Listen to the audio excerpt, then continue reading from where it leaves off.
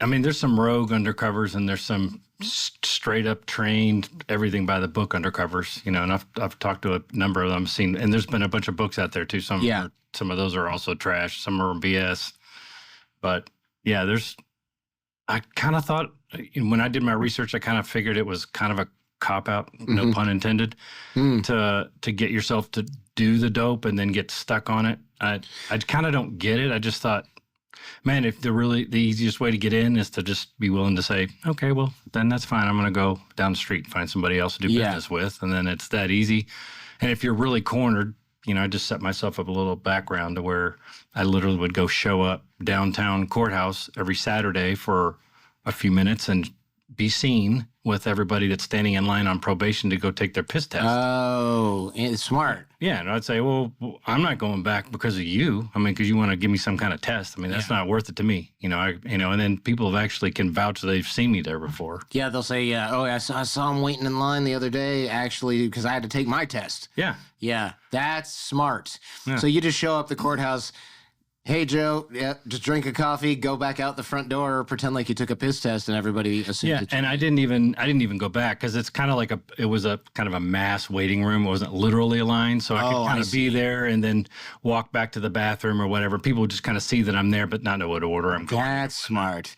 That's clever, man. You got a few clever little bits in the book, and we'll get to that. Did they train you to do that, or did you just think about doing that? Man, I didn't have any training, which is kind of seems dangerous. It's the best and worst part about it. It really is, because I really just had to wing it. But I really did a ton of research. I mean, I read and spoke to people about how they did things and everything else. And that's why I said it seemed so contrived the way everybody did it, because I don't think there are enough people that are truly trained. You don't have the Scott Paynes and the FBI training programs and stuff like that.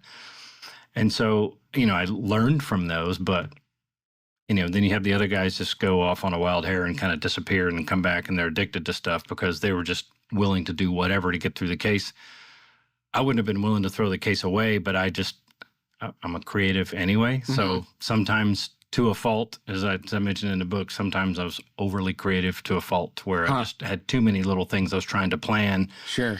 But I leveraged that in order to get around some of those pitfalls that I see everybody else falling into. Yeah, you hear about, in fact, almost every ATF and FBI agent has told me that they don't do the drugs.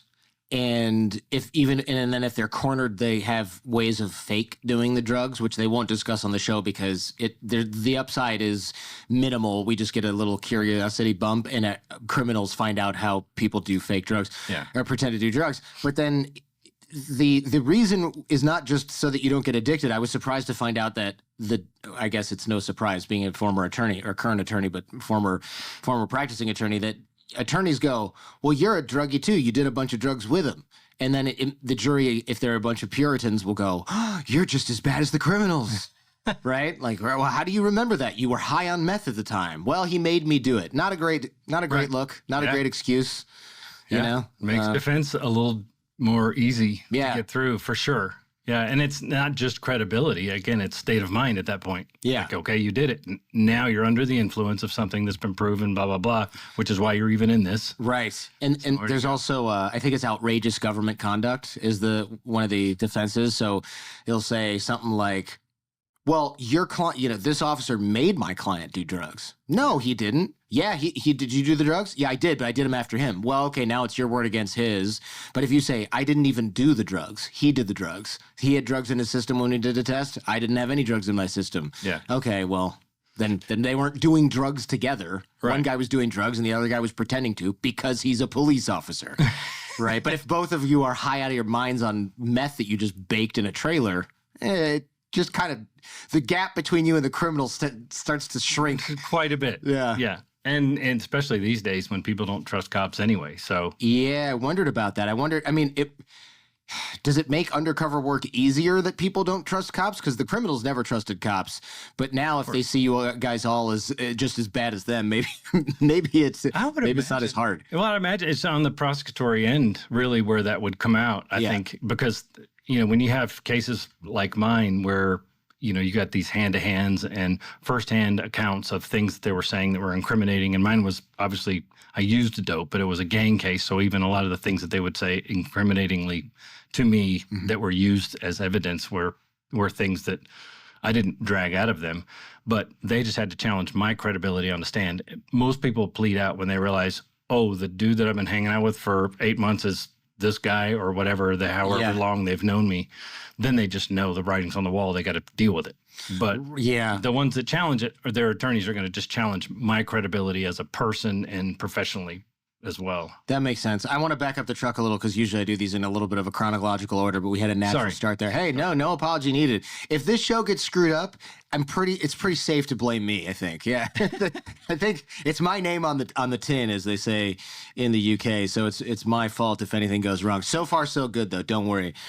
One of the first things you say in the book, actually, is that you can't eradicate dope.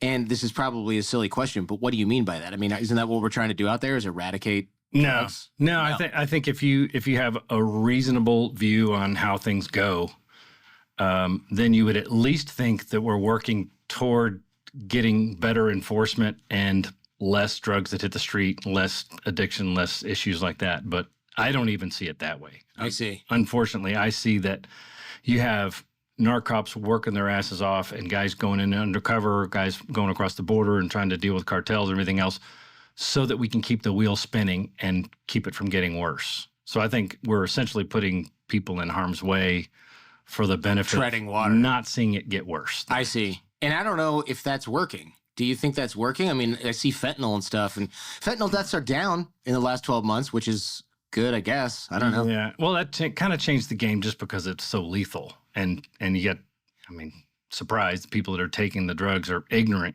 to it or don't care or prefer it. I mean, the people in the street versus people like us who just look at it and be like, oh my gosh, this is going to be the worst thing if it's laced with fentanyl. Then a user's like, oh no, it's great.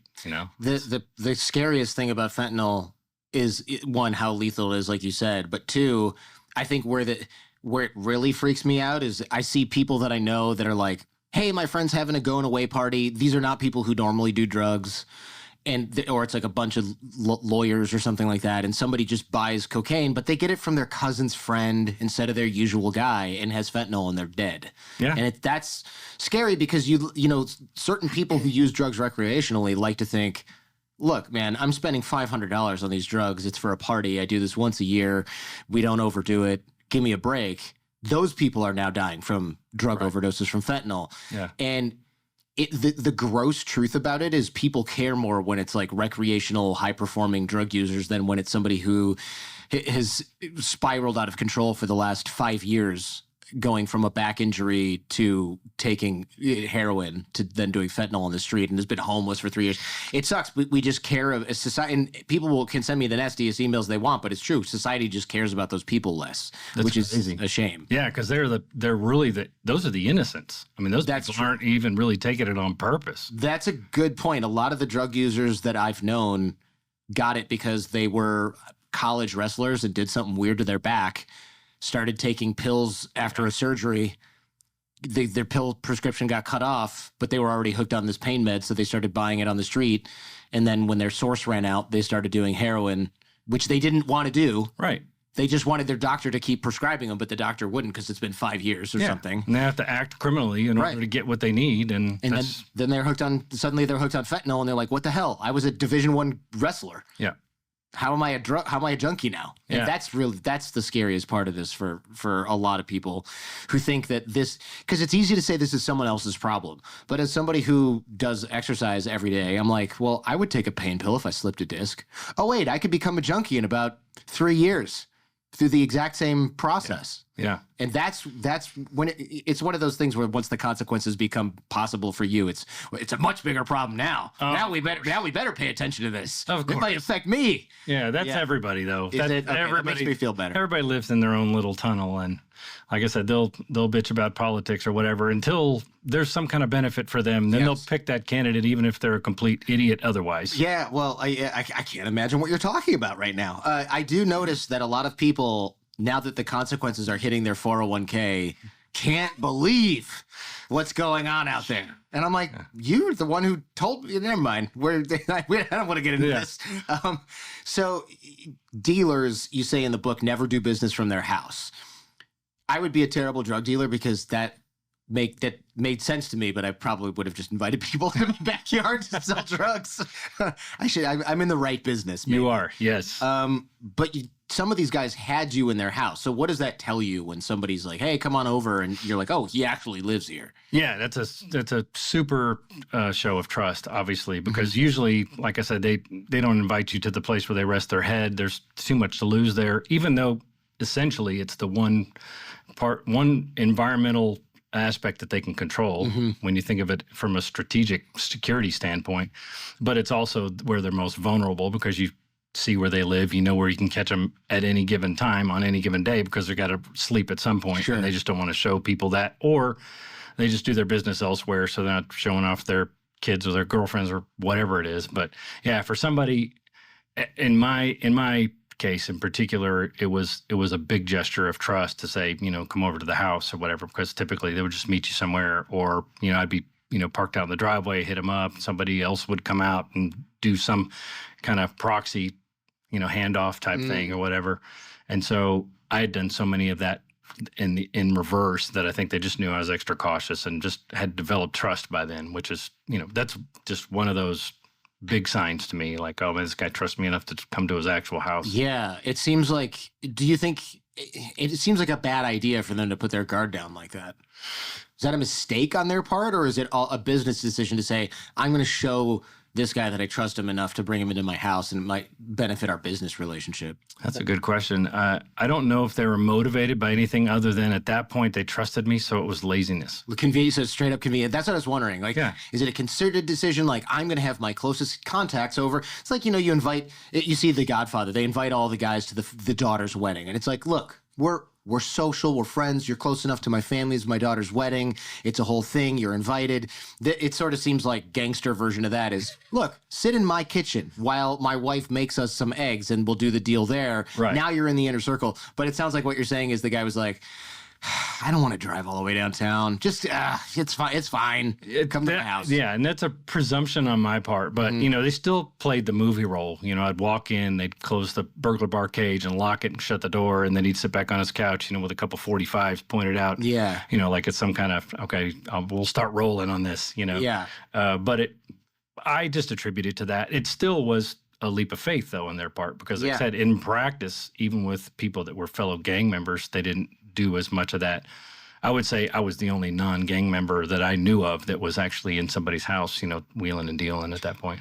Yeah. Tell me how the Crips do business, because it actually sounds quite a bit like a real business where they open up a test market, they run their guys in there, and then suddenly they go, oh, this is a serious moneymaker. We got to get an experienced branch manager to go run these few blocks. I mean, it sounds kind of like that. It sort of is. Yeah. In a very crude way, it's sophisticated enough to where you think that they have an appreciable talent to actually run a business, but at the same time, they're street thugs. So there's kind of a cap on their level of I don't want to say this without being too terribly insulting. They're kids, essentially. I mean, these are 25 to 29-year-olds trying to do a thing, but they're still street thugs. Yeah. So in terms of their common sense is a little bit limited because their goals are to support the gangs and they're still selfish, so selfish that they're infighting amongst different sets within the same gang and things like that. I mean, if they were really that prolific at running a business, then you wouldn't have different sets within the Crip organization. You'd have Crips, and they could conquer quite a bit as a whole. But they're so fragmented that you just take on one aspect of it and take those down. You have a bunch of people there, then you take other ones down, and you can actually get sometimes other sets of Crips to help you infiltrate.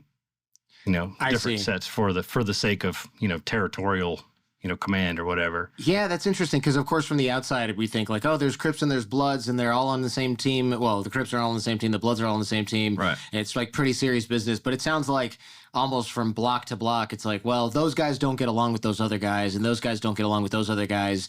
And these guys are doing business with the Bloods, but those guys won't do business with the other Crips. And it's like, well, what the hell's the point then? Like, right. Why wear the blue? Why have the colors? Why have the jersey? Why have it doesn't mean anything. You're still shooting each other. Yeah, and the best thing to compare to is, again, that common enemy concept is that when there is a threat from Bloods or law enforcement, they will collaborate a lot more because then hey, this is some kind of threat and blah, blah, blah. And they'll get together and do more in that aspect. But yeah, in terms of just doing the business, they would set up houses like they'd have somebody's got a real estate license and he would set up all these rentals and then put some chicks in there that have an ID and they would sit in there and then they'd send the dealers would send their crews in and they'd have these mid-level guys running the house.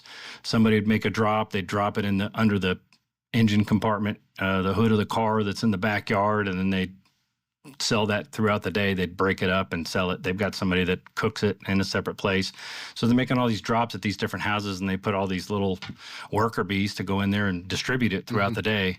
So even if you hit a house, where typical narcotics operations or trying to even get the gangs through narcotics, which I was doing, you'd knock a house down, you can try to get some intel, but you're still getting low-level people. And then you've got somebody that actually is the renter in the home that isn't associated with the people. So the renter is kind of shielded there in terms of prosecution.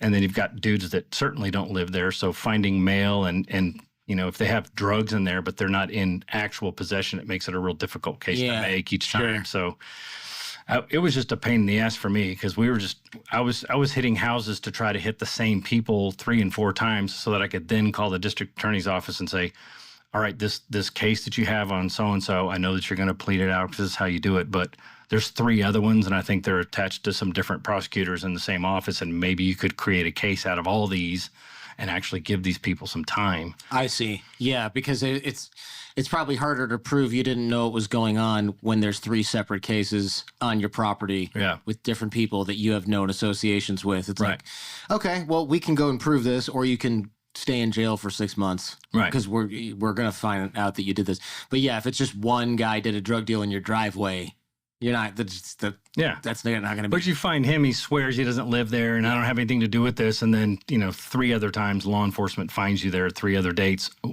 with dope and guns in proximity, then, circumstantially you have something you would know. Starts to look bad at some point when it keeps happening. Wow, you have the worst luck, man. You keep getting arrested with drugs and guns near you all the time. That are never yours. It's wow, insane. You should probably keep better company. What does Crips mean? I don't even know what that means. Bloods obviously speaks for itself. What does Crips mean? I don't know. That's a great question. I don't even really know. Okay, I got to Wikipedia that, I think. Yeah. You said the key skills are count and kill. So this is probably a dumb question, but I don't care. Is every gang member violent? Because it seems like they have to be, but it also seems like if you want to run a business, shouldn't you find smart people to do it? I don't know. Well, the tag on that question is profound, of course, but I think no is the answer, but it depends on to what extent. If you work for a company that essentially makes its hay on the back end bullying people into doing business and it's some kind of illegal whatever, and you work for that company knowing that goes on, there's some culpability that goes on. But obviously there are extremes in how people act in terms of who's the most violent, who's just a kind of a connector. There's always those guys that, that I would run into that just know all these fools, but aren't really at a level to where they can just make me, a perfect introduction because they know he's just kind of a little worker bee that knows people. And in terms of enforcement, a lot of those guys that are the most violent end up either knocked out in prison or running the show. If they're smart, my kingpin was involved in several murders, but was out and had gotten smart and was running stuff to where, this dude's never got his hands on anything. So he's running from like a ghost. Everybody knows who he is, but he's not driving to houses and delivering stuff. He's dealing with the Mexican Connect and pulling in, $250K a week. moving product in this one part of town. It's just pretty unbelievable. But that's his. This is a weird question, I suppose, because it's using business terms. But is that his operating capital or is that his profit? $250K a week. That was his profit. Wow. So these guys are making $1 million in profit, but then they have to distribute that among all the workers. Yeah. Okay. How much do you think these kingpins are personally taking in? Well, I mean, that's a great question because really, I think it gets squandered because when you talk about how organized the business is, these guys at the top got really smart because there's a reason why you're involved in several murders and you're a strong arm and you're smart enough to be a leader, but you're not driving a freaking Porsche around with 21-inch wheels and whatever, drawing attention to yourself. Sure. So these guys are living in modest houses, driving okay cars, and just doing their thing. And the lower on the totem pole you get, the more you see the money being squandered. Sure. I mean, we had an informant in one of my cases where we ended up paying him like $50K for all of his help. He helped us for several months doing this one case, and I mean, he squandered that. It took him 2 months to spend the $50K. And this is a guy that lives, in a rental that got, in the hood. And it was just a shame. He bought 2 cars that ended up getting loaned out and stolen. And then he bought a kilo. And I'm like, dude, this is just, again, it's when you get to that point, you're like, yes, there's a level of sophistication, but ultimately they're not applying themselves to really learn how to run a true business. Sure. Because they just outpower each other along every part of the path and then don't really have that financial responsibility unless you're one of those kingpins. Yeah, it seems like these kingpin guys are smart. It's almost like they're smart enough, or maybe they're just violent enough. Shouldn't they be making enough money and going, all right, if I can't buy expensive things because it puts me on the radar too much, I got to stash this money and eventually I can retire. I mean, is there any success story of anybody who's just like worked really hard, made a bunch of money, and then was like, I'm going to go live in the suburbs of Atlanta in a really nice house and pretend I made it all from this car wash? I mean, like there has to be. Come on, man. Yeah, there has to be. And I swore, because of the amount of money that was coming in, I swore that when my kingpin went down, that money was somewhere. We were raiding little storage places that we found in associates' names and everything that was completely empty, looked cleaned out. And all of a sudden, his wife is starting to deal with these same people at the same level and picking up where he left off. I kept thinking, man, she's not equipped to do this. No. And within, I'm gonna misremember a little bit, but within a couple of months of the roundup, because they hadn't even been transferred or completely tried and sent to their long-term federal facility, she got whacked. So I'm thinking, okay, well, now the money's really somewhere, because at one point you thought, well, if he's handing her the reins and she's going to continue this business, then there's still active money somewhere. But when she's gone, that's sitting somewhere. It's not like she handed it off to somebody, because she didn't expect to die that night. Sure. Right? So I think there still might be some money somewhere, but as you know, too, it's difficult. You go do, 30 years in Fed and then get out and all of a sudden dig up some kind of treasure and then pretend you're going to live an honest living and start with that kind of money. That's also really a sophisticated process. Yeah, you've got to launder it somehow, but then also not have it be in your name so that when you get out of prison, you can access it and it doesn't get seized. Yeah, so that's a sophisticated move. And again, at every level, you're talking about something else. And again, this was a big city gang they were trying to infiltrate. So that was their primary method of, I don't have to have a job because I'm part of the market here. Right. But it wasn't like some kind of ingenious thing where they're just doing the dope game and somebody at the top is just doing their thing and then stepping out and bugging and taking their winnings and, moving to another country or something. It just didn't work like that because they were all homies still. I think a lot of people are probably wondering how a white dude infiltrates the Crips.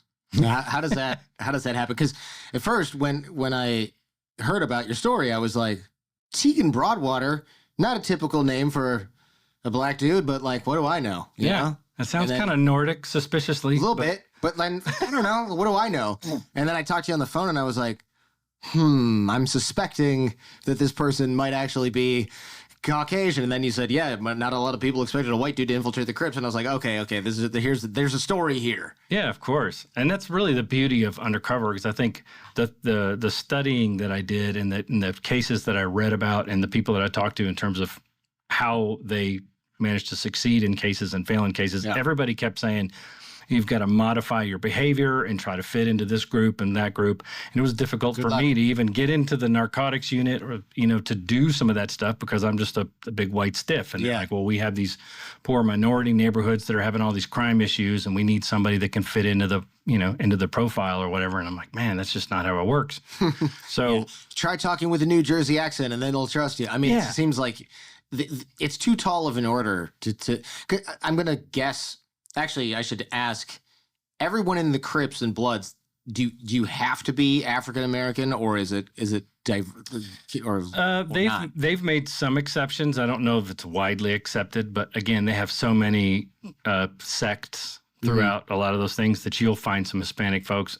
Occasionally, you find some white folks, but I would say 96% African American. But I mean, if I showed up, fat, wearing gold and tats all over my face and, some missing teeth and maybe some teardrops, I probably could have tried to get an association, but that wasn't really my goal anyway. I almost got more information fitting in by standing out because I thought, I'm not just white. I mean, You're glowing. White. I'm white. Yeah. So I just thought, man, I just... Your refrigerator light gives you a sunburn. So I came in as a guy from some South Texas and Austin area where my connection had been busted by the feds, and I was moving into a new area just to get away from the heat, but keep my game going, so that it appeared as though I was a big-time player coming into a new town. So making these little inquiries were kind of reasonable, but also wasn't making buys from the small-time guys. So the easiest way for me to start was to go down onto the blocks and take somebody with me that did fit a little bit more of the profile and say, I'm new to town, but I'm not here to play. This isn't my game. I do powder cocaine. I don't do any hard stuff or whatever, but I'm just hooking my boy up over here. He's trying to get his game going. And I would make it all about him. They'd ask me a bunch of questions. I'm not going to ask you questions. You have to ask me. No, this is all about him. You can ask him the questions that you want. And I'd pull in and he would make an order for some crack cocaine, and then they would come over and bring it to him. And then I would hand him the money and we'd make that transaction that way. So I'm pretending like I'm trying to be the one that's being extra cautious. I see. I'm going to fight your cautiousness with my cautiousness, saying, Smart. Look, I'm actually not ready to do this because my game is way above your head. So are you kind of pretending you're bankrolling this young dude? So it's almost like poker, right? So you get a poker player who's pretty good, but he's 25.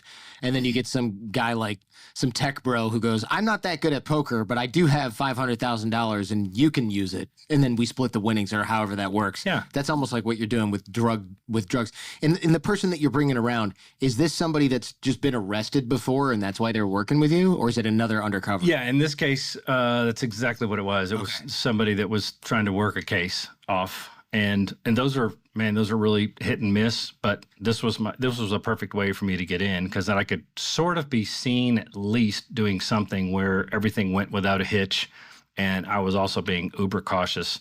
Because normally in the blocks that we're talking about, where they call it the fishbowl, in those little 6 square block area, I mean, white people coming down there to do any business. I see.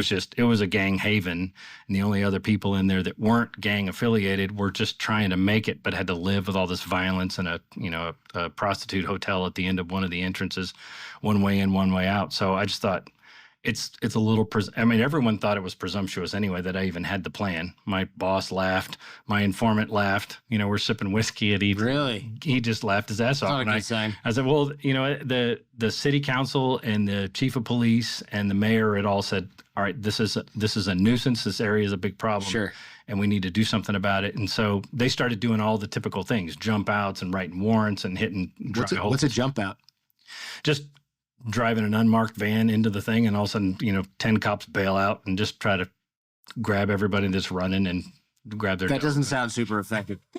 But what do I know? You'd be surprised. Yeah. And when you're talking low levels, you can get, somebody that's got something in their pocket that's running, and you end up finding them, they'll give up something. Oh, I see what you mean. Yeah. So it's just, you know. This is like the Giuliani stop and frisk. Yeah. Well, you know, you pull up and then you just hop out of the van. When everybody starts running, you're saying stop because you know that it's an active drug selling area and then people are running. So you have a reason to at least stop them and ask questions at that point. Anyway, none of that stuff was working because there was too much information was coming around back in there to where there was too much heat. So why do they call it the fishbowl? The fishbowl? Law enforcement deemed it the fishbowl because every time you went in, we went in too deep if you're answering calls down there or whatever, because it was just a super violent area in a generally violent part of town. It was just kind of a really focused part of where is this literally in the United States? It is in southeast, like Dallas, Fort Worth area. I see. Okay. In the southeast part of town. Okay. Every city has a similar area. You've got, you know, Fort Worth is the 10th largest city in the U.S. And everything is predicated upon the way that the practices are handed down when they started here in L.A. And once you get through the prison systems, then that's where you accumulate more intel. Wow, interesting. More people that you can put out on the streets, and you can take this set and now start a Texas chapter essentially, and you know, do that kind of thing. I see. So, wow, it all originated here in Los Angeles. I guess that's not a huge surprise. No, of course not. Yeah, the capital, right? So there's regular families living in this area, which is, of course, there are because it's a neighborhood. Yeah, but that's got to be just a terrible. Who lives there? Like, just the kids can't walk to school, I assume, in a place like this. No, and that's the whole motivation for me is that, you know, at some point, you know, people are like so off put by gang violence stuff, like, let's let them go kill each other. Yeah. Well, that's fine if there's no collateral damage. The fact is, you have people that have been living there for generations, and they're old and poor and just trying to make it, and they can't just up and move. Right. You know, so it's not as simple as that. And then you've got, you know, these kids that are leaving the home and living six deep with an aunt next door, and all of a sudden they get a quick way to make a buck, and then they turn into something. But by the time they're in their mid-20s, they've got to, you know, be a part of the enterprise, and it's just bringing this nuisance and danger around all these other people that are trying to raise kids and do whatever they can. Jeez. And that's really the motivation anyway in this whole thing. That's why I swore to my wife, this is going to take me 3 months, I think, to get through it. I already had my target list. Thought I could get this knocked out in 3 months, at least make some good cases and get these people out of that part of the neighborhood and clean it up and see if they'll sell the houses off and then leave the people that are just trying to survive. Sure. Which I think it's the misconception about any poor part of town is where the crime is very high. It's still a very small percentage of people who are committing the crime. Yeah, that's sad. Yeah. Yeah, because like you said, there's a lot of maybe people who are young, have young kids, and then there's old folks who can't move, and they're just stuck with all these guys who are 25 years old shooting each other. Yeah. And the bullets going through your living room window while you're eating dinner. Yeah, it's ridiculous. Yeah, to say the least. And these guys are so violent. I mean, you mentioned in the book people are getting executed because somebody sticks a rifle up their ass and fires, and so it's just like super sociopathic sounding. Yeah, that was one of the guys that was a part of the Crips, but again was robbing other Crips, and it was just kind of going against the whole code. So he eventually robbed one of the upper echelon guys' parents. Jeez. And, you know, tried to get them to search in the attic. You know, one of the dads in a wheelchair and everything. It was a really pathetic scenario. Jeez. Just super, super brazen about the way he went about things. And so they didn't just kill him. They killed him.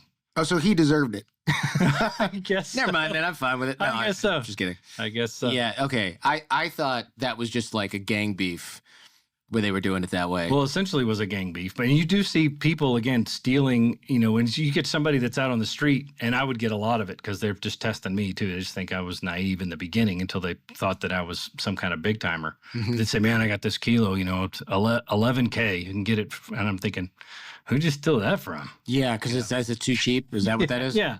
That's somebody that steals your car and then tries to resell it at, you know, a tenth of the value just to unload it, you know. So no, thanks. You said by the time you were doing undercover work, or you wanted to do undercover work and infiltrate the Crips, you had executed 500 warrants. I'm going to assume that's a lot because it sounds like a lot. It was a lot. Yeah, I actually that was part of my motivation to get into the narcotics unit, because again, I'd been turned down 3 times. I didn't get into the 4th time. I mean, my interviews went great. I knew all the laws. And so all I could do in order to really get it with the issues that they had, and they were looking for a profile, is to just outperform and show that I can accomplish this stuff anyway. So then I show up and I say, well, I have 6 informants on the books. I've done this many buys, I've done this many warrants, So I would do these small time warrants. I got a team that's SWAT certified, and we'd go do our patrol stuff. And then after patrol, I would show them where I'd made the buys during their shift, and then we'd go hit a house and then, tear everything and find all the evidence and whatever. And they were just small time dope houses that narcs didn't want to hit because they're looking for bigger stuff. But it was a good experience for me, because again, it's we're using hand-me-down SWAT stuff is all expired and trying. If you get shot, this might just disintegrate. So try not to get shot. It could be crazy. There was some tough. You get into the project. What expires? I don't know. I don't actually. Well, obviously we didn't take it too seriously. Really cool. I use it. Read the labels. Yeah, it was obviously not the steel plates, but apparently there was some kind of just, they replaced all their stuff, and then we took these old used up helmets and whatever and just... What's this stain on my Kevin? Don't worry about it. It's the old van. Sometimes the van would break down halfway on your way to the location, this piece of junk vans. We didn't have much of a budget to work with, but again, I was just efficient at making either covered buys using an informant, or learning how to do a little bit more undercover on a small scale, doing little deals, and then getting into those houses later to build evidence. But just the fact that you can, drive a van up and get in a stick and execute a dynamic search warrant, kick the door down and do it was great experience. And that was part of the inspiration too. I'm just imagining you have a bunch of guys laid out in the front lawn with the handcuffs on, and the guy's like, hey, the van won't start again. It's like... Call a couple Uber XLs. Get these guys before Uber, but yes. Yeah. Like who's got a minivan at home? Take the car seats out and bring it over here. Way more embarrassing, man. Like why are there so many Cheerios on the floor of this cop car? Don't worry about it. Shut up. That's practically what it was. I mean, seriously bad. I don't know where they even got it from, but they were like, here, y'all can use this, because we were doing a good job hitting these places on a regular basis. And the fact I would go in, make buys on Monday, write the warrant, hit the place on Tuesday, do the catch-up stuff and file the paperwork for my next one on Wednesday, and then hit another house on Thursday, do the right, and to the point where the hood came to me and my informants were like, hey, they call it Task Force Tuesdays and Thursdays. I'm like, oh, really? Am I that predictable? Yeah, wow. So that's when we were doing just the small-time stuff, but I was just trying to hit as many places as I could. Again, just to... When I go in for my interview, I can say, okay, I've got, at that point, whatever, couple hundred warrants I've done, and this is the case. This is what we've gleaned from those cases. These are my informants. I've learned how to work them, and I'm not working in a bright white neighborhood just trying to bust TCU kids. So, I just showed that you don't have to fit a profile necessarily to TCU's college kids. Yeah, college kids. Yeah, I would imagine busting a college kid is like the rookie job. Like, all right, find some guy who sells weed and also delivers sandwiches. See if you can actually make an arrest. Yeah. As long as you find ketamine in the sandwich, maybe that'd be a good case. Well, it's my buddy from who I grew up with. He used to deliver sandwiches, and he would also sell marijuana. So it was like a good gig for him, right? Because he's driving around all day, and he's got sandwiches in the car, and it's not like really suspicious if he's walking around buildings, because he's the Jimmy John's guy, for God's sake. Of course, plausible deniability. Yeah. So sometimes people would order sandwiches, and he'd show up, and they'd be like, "All right, Mark, we want an eighth, and you got my Hunters Club, and he's like, "Of course," right? So it's interesting. He actually told me something really interesting. He's probably like a lawyer now or a cop. It's actually a good guy, but. He told me he got caught once. So maybe he's not a lawyer or a cop. Maybe he's just a lawyer. He got caught once.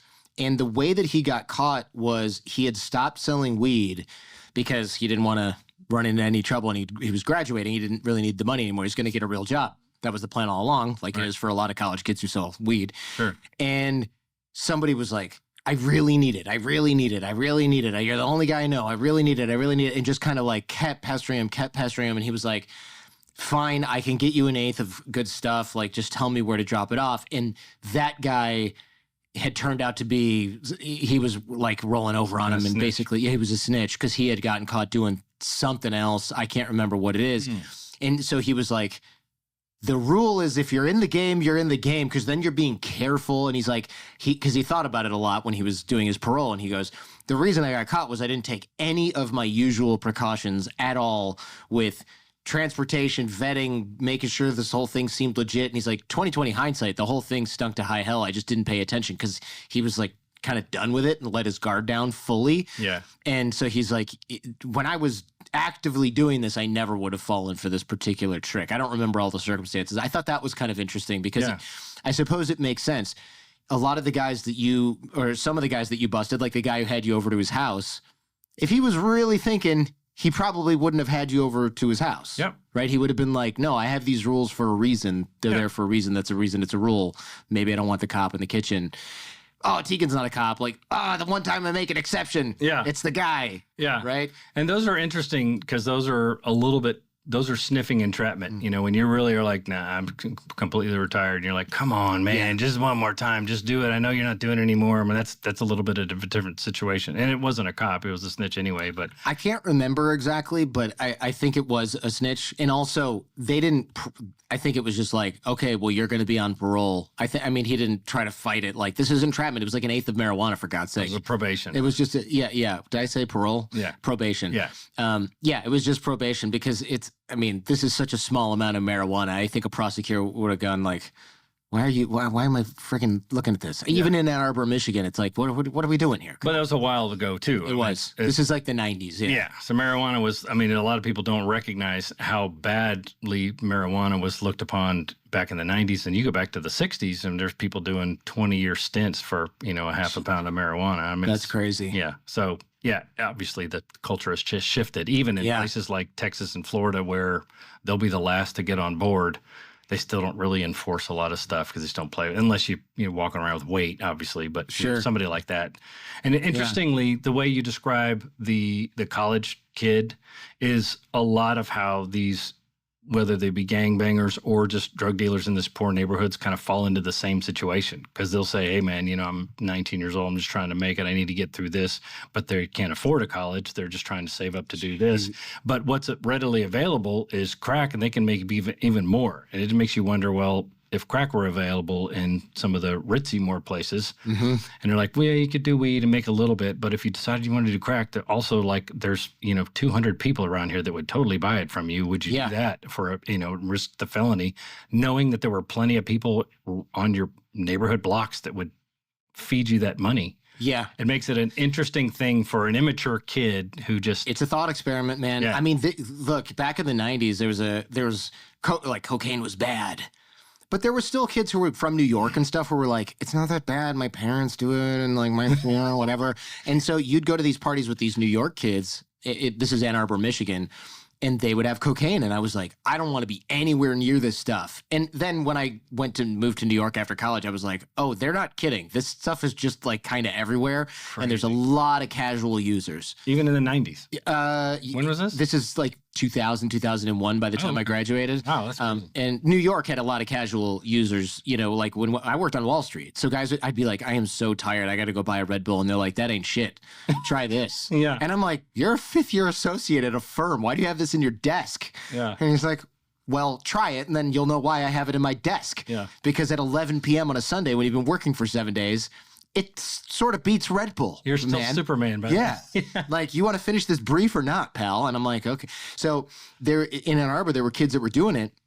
And I remember my friend Jason was like, yeah, I got this cocaine, and I got that. And I was like, oh, I don't want any part of this. And I was like, where did you get this? And he goes, Larry. And I go, well, we only know one guy named Larry. So which Larry? And he's like, Larry. And I'm like, the physics major? Who's the guy who's got like a PhD thing going at Caltech after this? And he's like, yeah. And I couldn't believe it because it wasn't like junkies who were rolled up in a gutter who were screwing up their lives. It was like the guy who's in medical school is also the cocaine dealer. Man, that's so whack though too. He's really putting his entire future at risk. Dumbass kid stuff where the consequences are just illusory and you can't quite wrap your mind around it. But yeah, it was exactly that. And he ends up being a felon. Even after you get out, you're still screwed. You can't go back and try it again. I mean, you're done. It's probably really hard to get a job as a tenured professor if you have a cocaine felony on your record. I don't know that, but I'm going to assume that it is. Dude, I know. Even if it was 30 years ago. I mean, it's pretty amazing how punishing those felonies can be. Yeah, that's terrifying. Because really, these were like, a lot of these guys were perfectly nice, normal guys. They just like to dabble in a little bit of the white powder. And I remember being like terrified of the stuff because I grew up in the 80s and 90s where it's like, this is your brain on drugs. Any questions? And it's like, oh, I don't want that to happen to me. I have plenty of questions. Yeah, I have a lot of questions, but I don't want this guy to answer them because he's freaking me out with his frying pan. I understand you think a lot of the advice given to undercovers is nonsense. I touched on this at the top of the show. One of the tips is like, make your car dirty, get an earring, talk with an accent. And I'm thinking, this can't be real. Is this really what people are learning? Yeah, you said you had no training, so I don't know. What's worse, that training or no training? Well, for me, I honestly just, and what I've learned from the people who are really successful in real long-term undercover work, which is different than, going to, buy something and then make it a buy bust, are that you keep a personality type that is really close to your own. Yeah. And I think it was just proven of the fact that when I was trying to get in the narcotics unit and I was figuring out how to make these buys and figuring out how to convince people to do what it was, it was just all about leveraging my own personality. Instead of trying to memorize 50 different things, and then when they start asking you these 20 questions, you're messing them up because you're trying to remember who you're supposed to be and all this kind of stuff. It makes it worse. Yeah. Knock down what you know. You say, look, I don't want to have to, if in an exigent circumstance, I don't want to have to think of A through Z. Yeah, you want to be congruent under stress, right? So I want to know that these things are high and tight, and I just can worry about A through C and make some strategic choices at that point. And then so I just give myself less to think about because it's stressful. Even in a successful deal or a successful day hangout, it's still stress. So, if I'm an undercover, I change my name, but I'm still from a suburb of Detroit. I still moved to California. I still did a little bit of time when I lived in New York. Maybe I wasn't a lawyer in New York, but maybe I was, I don't know, working at a bar that I hung out at a lot in New York that's no longer open. Yeah. Something like that. So that way, if I have to recall it, or I say, when I lived in New York, and the guy's like, wait, I thought you said you lived in California. This doesn't make sense. Oh, no, I lived in New York before. Yeah. And I don't have to change my story. I can just, it's actually my story.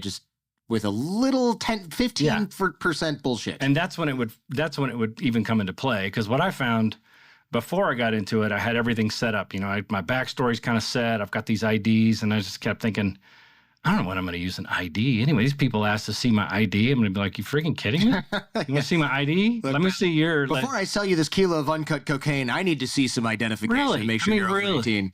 And it's interesting because obviously all that stuff gets handled. And there's been scenarios where people have been shaken down and they're in a place where they can't leave and they've got to recite stuff, and it's just kind of the way you're stuck. So it's necessary. But in general, if you're playing that game, I mean, a lot of these guys amongst themselves don't know. I don't really know what this dude's full name is. I know he's this, and I've known him since first grade, but I really don't know his whole name. His name is Jackbox, but I don't know if his real name is John.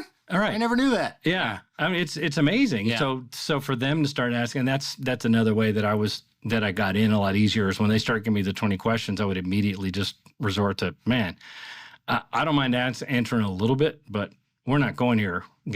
I'm a professional, and you obviously haven't done this enough to understand how this works. And it doesn't work by me giving you a bunch of information. Yeah. I'm not asking you anything, and I appreciate you don't ask me anything. If you want to do business, cool. If you don't want a business, also cool, because I got other places that I can go do business. I could see the ID thing coming in a little bit. Like you deliver the information in a way where the person thinks they're clever for getting it. Like maybe you need to chop a little bit off of a brick, so you take out your ID and he notices it has your fake name on it, right? And then it's like, oh, his name is Tegan Narrowwater. I love it. Huh. I love it. Yeah? Yeah. Is that a realistic example? That sounds like a lot of the way I would think through things. That sounds like a really creative kind of way to just do something subtly to just kind of bolster your own identity. You leave it on the table when you look at it, and then you take it, and then you pick your ID up. And of course, he's eyeballing it, but you just pretend you don't notice that. Yeah. Yeah, that's the kind of thing I feel like. Yeah, I like thinking through this stuff. It's fun. Yeah. The part that wouldn't be fun for me is wondering if I'm going to get shot. That's the part that doesn't sound as fun. I know. Well, I associate that or I compare it to like jumping out of a plane with a parachute. You're not sure how to work it, but you just kind of figure it out. Once you're out of the plane, you got to figure it out. And so once I got into the case, a lot of those things that I ran into, I couldn't anticipate, but I knew that some of the typical things might happen. You know, somebody's going to brandish a gun, somebody's going to pull a gun on me or whatever, try to search me. They're going to ask to do dope. You know, they're going to ask all those things. I would run through as much of it as I could and try to figure out how can I manage to maneuver through those situations ahead of time. Yeah. So that again, I don't get caught flat-footed and, you know, stutter over myself trying to think of what I'm supposed to say, because I've kind of thought through a lot of those scenarios. There's a point. I mean, talking about brandishing, there's a point at which some guy says, like, he brandishes a gun. He says, "You want some of this?" And you're just like, "Whatever, fool," and roll your eyes.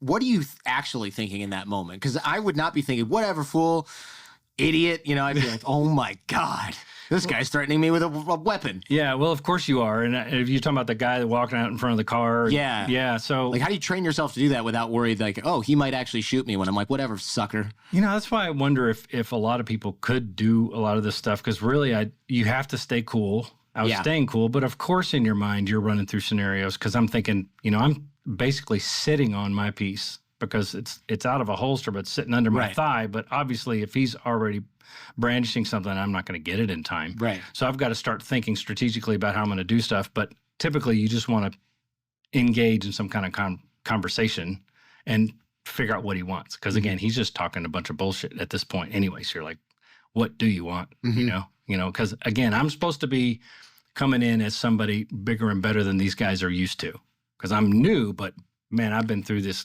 game before, and you guys are the novices.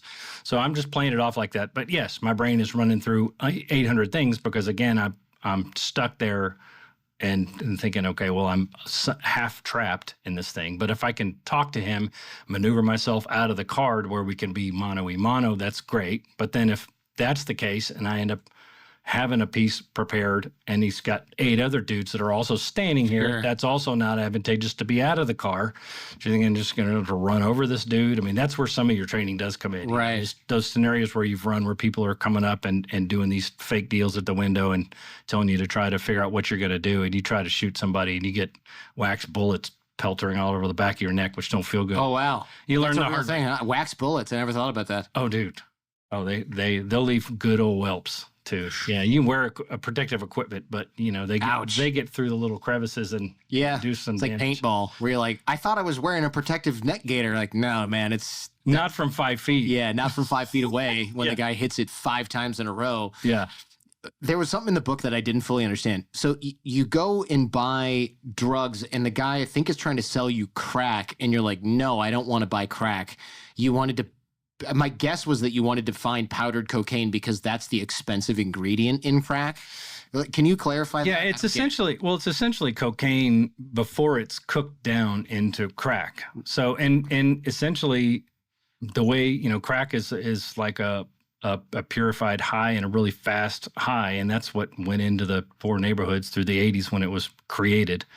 But my objective in that instance was to try to move beyond the crack, because what I wanted were the suppliers. So I want, when you come in with bricks of cocaine, that you're not buying bricks of crack. You're creating the crack from those bricks. So like baking powder and it's like crap you can buy at the grocery store. Yeah, and so they step on it, or you know, make it pure. However they're going to break it down. But my objective at that point was to move past them, because you're dealing with crack. By the time somebody's bought it, they've already sent it to a house to cook. They've broken it into 100 pieces, and now you're giving it to me. I'm not interested in that.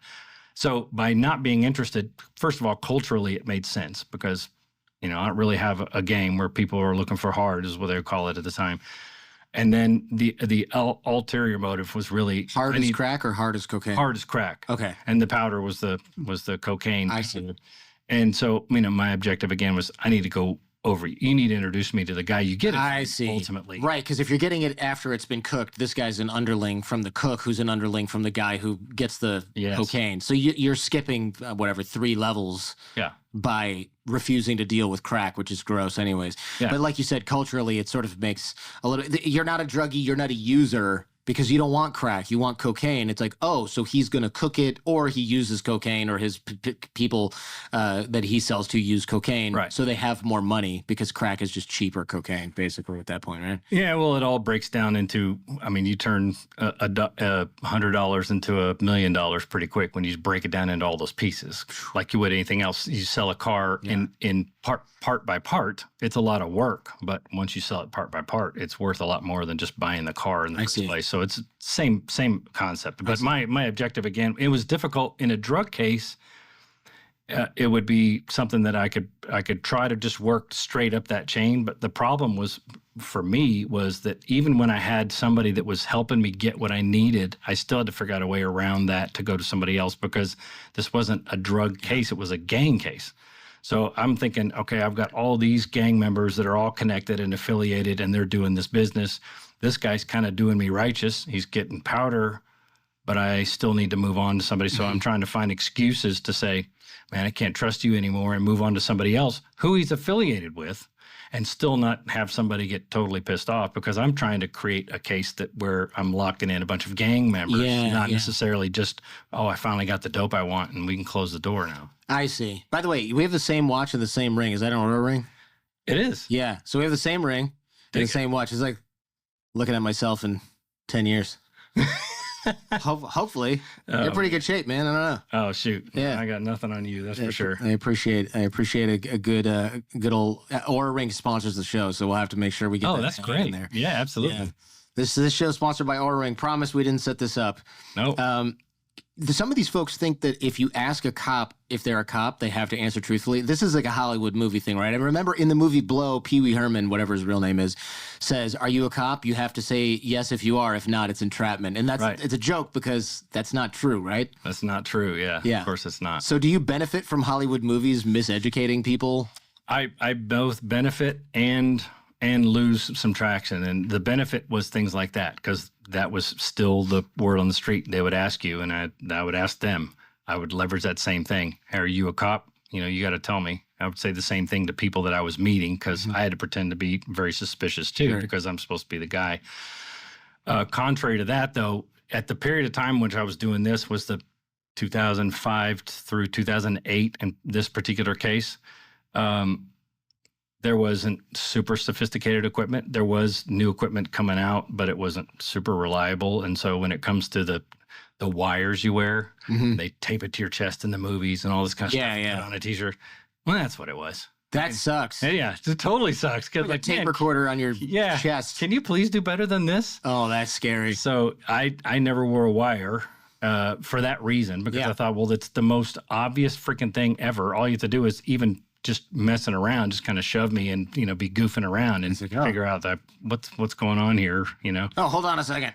Yeah. Pull out some chest hair. Yeah. That's terrifying. I tried all kinds of other things. They had some things that were on keychains, and I used my phone at the time, and the phone had a limited amount of space. You can get 60 seconds. Dude. And I was literally recording one deal in the back of a car, and it went off like some kind of alarm, like it had run out of space on the recorder. And I had to figure out, like, what the hell's going on with this? Damn Nokia. Yeah, I can't figure this out. I'm thinking, just forget it. I'm not recording this. Oh, God. This is like the modern equivalent would be an app on your phone that says police recorder. Basically. It beeps when it's out. Police recorder. Time is up. Recording full. Like, oh, what is that? That's just my kid sending me a text message. I mean, it's just so sad. The technology is just so bad. It just makes no sense. You mentioned when people are suspicious of you. You just kind of touched on this. In the dialogue, you ask them, in the dialogue that's in the book, you ask them questions back. You kind of flip the script to get them thinking about their answers maybe instead of your answers. Yeah. Can you give me an example of that? I think that's a good technique to deflect suspicion, and I'm wondering what other techniques you have to deflect suspicion. Well, it depends on the type of questioning. Like I said, I've gotten some where they're just rattling off questions, like they're just going to give me all kinds of, and I just say, man, you obviously are a novice. You've never done this before, because you don't ask somebody questions like that if you're really in business to do real business. That's not how it works. Other times, like I said, I would pull up and say, hey, man, this is Tease. So-and-so is vouching for him and blah, blah, you heard about him and everything else. And then I would slow the game down before this guy starts saying, hey, man, good to meet you. I'm going to this and this. I'm going, wait. I got a few questions, just, I want to make sure your source is straight. Have you dealt with so-and-so before? Because this is where I'm getting to you. That's great. I'm glad you know him, but do you know my guy over here too? Because I also need to know that I'm connecting people that I trust to you. And, the same types of things, but careful questioning. I didn't ask idiot questions like some of the low level folks would ask. You ask, let me see your ID. Can you prove that you're, really who you are or whatever? It's like, well, no, I'm not going to ask you to prove who you are either. If we're doing this illicit game, then the idea is your best friend is saying I'm cool and vice versa. So let's do business. I don't need you to have incriminating information on me. I want to do business. It's in that kind of world, it's ideal to know only so much. So the only way that I really would get great information on these guys is, of course, to just figure out who they were, where they stayed, and then, grab a license plate on my way out and then to work backwards because I had a little more sophisticated, technology to work with in terms of figuring out exactly who they were, pull up a mugshot. I'm like, okay, I know exactly who this dude is. But even then, it was a lot less of a thing for those guys to be able to just get online, spend $20 and figure out who I was necessarily. That makes sense. So it seems like if there's supposed to be that distance between you and the person you're dealing with, giving away too many details about yourself might be an indicator that you're lying. Yeah. So the way cops work most of the time, this is, people talk about tradecraft. I'm like, man, I think this is just so obvious to bad guys too anyway. But most cops are not doing long-term undercover work. They're doing short-term deals. They're going to knock this guy down. If he gives up somebody else, they might go there. And then, 2 days later, they're knocking everybody down. They just take what they can get. You don't accept no for an answer when you're a cop working short-term stuff like that because you only have kind of one shot at this. You're just trying to get it over with, and it's not some kind of, even if it is a massive deal, it's a massive deal, and it only happens once because the serendipitous situation is about to happen. So they're trying to make this deal happen.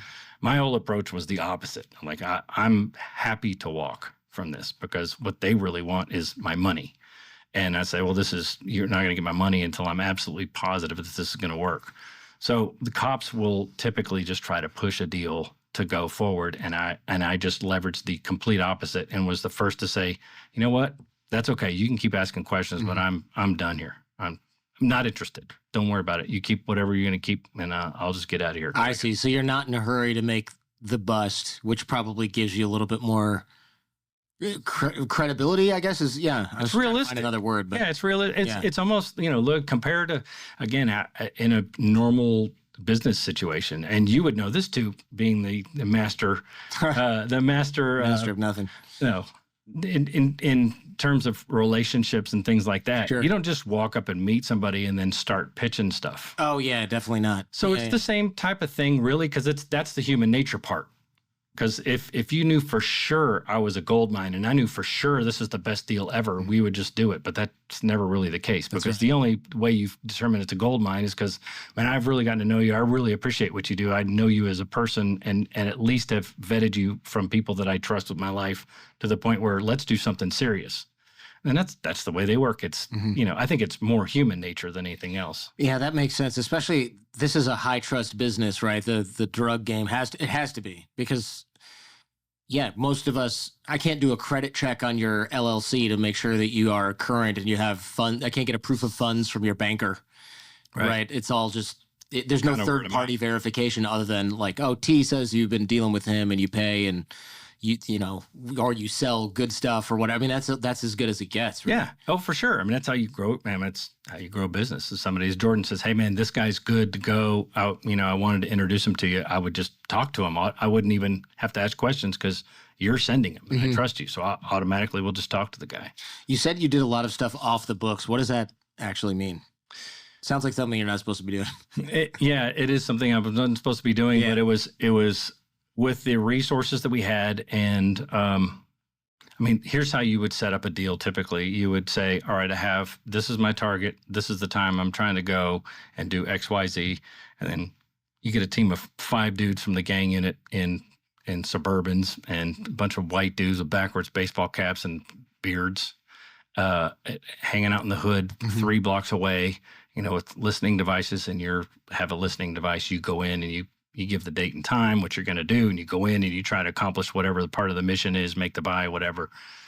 It's just so freaking conspicuous and time consuming to get that together because, hey, these guys are saying, hey, man, B just went to Waco and he's going to be back. Are you interested in doing some business? And it's 2 a.m. I'm not going to get 8 dudes out of their chairs out of their beds to come and show up and do all this conspicuous stuff with a bunch of white dudes, because that's the other thing. These dudes parking in these Enterprise lease cars all over the bed. They're just like, I think something's up, because these people also have lookouts. Yeah, there are 13 Ford Fusions in the neighborhood. Dude, usually there's 0. What's going on? It's kind of that bad in a lot of cases. Now, there are some real expert guys, again, that have the right. If you're working with the FBI and you've certified your undercover status and you have a team of people from different places that you're going, that's fine. But I was also working in my own backyard and just I had so little money and so little opportunity to just go in and start flashing money and blowing up stuff that I had to leverage the time that I could spend down there. Sometimes I would go down there specifically asking for someone I knew that was gone so that I had an opportunity to just hang out. So but not spend any money because the guy was gone. Yeah. And because I didn't have the money. Right. And 2, I needed to establish relationships and find out who's who. And so I would just go down there and, before you knew it, after 8, 10, 12 months, I'm going down there and they're inviting me. I'm bringing 4-pack of Magnums and we're sharing malt liquor and playing Madden and whatever. And it's all good. But, in the beginning, that's kind of the idea, is that's how you build relationships. You know who I am. You've seen me. I'm asking for so-and-so, not here. And so the rest is, hey, what's up? You want a beer? And just kind of seeing what's going on. So that's a little bit different level of pressure for somebody instead of me saying, well, can you get me something? Right. It's not all business. That makes a lot of sense. Also, I think it's funny you had the budget issues, right? So you have this big wad of cash. There's a $100 bill on the outside and a bunch of ones on the inside. And that's just such a funny video, right? You bust out this huge wad and you're like, you got $200 on the outside and you're like, I hope he doesn't need any more than that, because once I rip off this first $100 bill, everything under that is ones. It's all about the Washingtons, baby. Yeah, we're taking them to the strip club after this deal. That's right. Yeah, it's like, let's do a little bit of sample and then we're going to go to the strip club and we'll have a blast. Oh, man. You got word of a cop that sells Crips info on police action. What was your initial reaction to that? Because that would make me, that's like the sinking feeling in your gut at that point, right? Yeah. Oh, yeah. It scared me to death. Yeah. Because I knew the guy and I was a little bit over paranoid anyway because. Oh, you knew the guy that sold the information. I knew the guy that. So you're like, oh, crap, he knows who I am. He knows who I am. Oh, he didn't know what I was doing, that I was down there, because when I started this thing, I acted a little over paranoid. I didn't, when I would make a buy and go tag the evidence and have it analyzed, whatever, I didn't put it to a long form report and put it in the system, which other people could potentially access.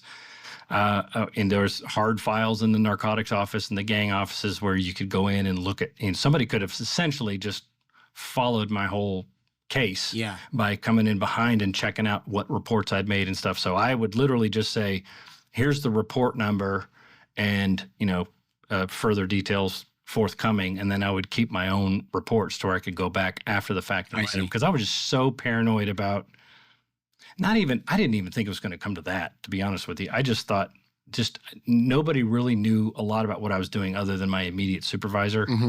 And that's all that needed to know. I just felt like I was getting so deep that I don't need a bunch of people talking about anything that I'm doing. There's too much to lose just from general chatter. Sure. So when I found that out, yes, it scared me to death. I thought, oh my gosh. First of all, I was so glad that I didn't have a report in the box, because these guys couldn't tell him who I was. And it wasn't like he was involved to the extent where he's down there at the houses and kind of doing deals. He was working cases also, but he was just avoiding cases that involved any of them. So he was on the take so that he didn't bust those guys. Yeah, and I don't even know that he was on the take as much as he had personal relationships having grown up around them. Oh, I see. So he might not have even been corrupt. He just didn't want to bust his friends. Well, yeah. Well, he was corrupt to the extent that he was also, when we say we're doing the jump outs and the warrants and all that stuff before I came up with the undercover plan, that's the reason why none of those houses had any people or dope. Because he would call and say, we're going to... Oh, wow. It's coming, and then they would just be gone. Fortunately, that's how they handled it, as opposed to, let's arm up and put 20 people in here. Sure. But he was just telling them, hey, be gone. Whatever, they cleaned the place out. It looked like, man, these people don't even know what they're doing. But you're swearing like, man, I swear this had some stuff in it yesterday. That's really crazy. So how do you handle that at that point? My gut would be try to ask for an introduction so that you can also, quote unquote, buy info on police activity. I don't know. Well, but you don't really want to meet him because he'll be like, Tegan? Yeah, right? yes. So, I did not want to meet him, but I was curious about what information that he could provide, because I told him I had some places on my other side of town that were catching a lot of heat, and if I gave you some addresses, could you get them to him and see what he could find out? That was essentially what I was. Oh, I see. So you get it. Yeah, you get to use him / prove that he's corrupt without actually going face to face. That's smart. Yeah, and I ultimately did. I wrote up an interoffice thing and said, hey, here's the deal. Here's my complaint. This guy's completely crooked and blah blah blah. He's going to get somebody killed. What happened to him? Trying to nothing. What? Nothing happened. He retired happy. It's all good. Oh, he's an older guy? Well, he is now, but yeah. Oh, wow, that's really horrible. Yeah, it's terrible. And again, look, I'm a low totem pole. I was doing what I was doing, but I send it to this supervisor who then says, whoa, this is a big deal. Send it to this supervisor, to that supervisor, and then I don't know how far it got before somebody just said, I'm calling BS or whatever. No one even asked me any further questions. I submitted the written document with complaint on it, with all of the details, the legend about dates and times and who said what, and everything that I could give, and it came back with jack squat. That's crazy. Yeah, I know. I think so too. That is crazy. There's a part of me that wants to go, oh, he must have been in another operation and it was only at the high level, but that doesn't even make any sense. No, it doesn't make any sense, because they would have explained that to me at some point. Explained that to me. Like, hey, there's stuff you don't know, and just leave this alone. I wasn't told to leave it alone. I would follow up, and they say, I don't know. Because again, I'm handing it to you, who has to get it through 4 levels of the command structure. So it's almost like, oh, I've known Bill for years. He wouldn't do that. Throw this thing in the trash. He plays golf with me on Saturdays. He would never do this. It could be. I don't know. That's crazy to me. That's really scary. Talk about not having your back. Yeah. And like I said, he's lucky that I hid all my stuff. Because again, he could have figured out who I was, and it stopped me in my tracks before not only did I make any progress through the case, but the first time I show up when they're notified that, oh, this guy's actually not he's not a source, he's a cop, then who knows how they would have handled that. Because he wasn't going to tell me not to go. I just ratted you out. He's going to rat me out to them knowing it was me, and then I'm going to keep showing up thinking I got my game still. Which is, who knows where that goes. Yeah. Oh, my God. That's terrible. Jeez. You did say something that I hear from almost every undercover who's ever been on the show, which is you're working like 80 hours a week, 60, 80 hours a week. You begin to forget who you really are. How did that show up in your life? Because some guys really, they became more of their persona, methed out biker, except maybe more like hydroxycut out biker. Yeah.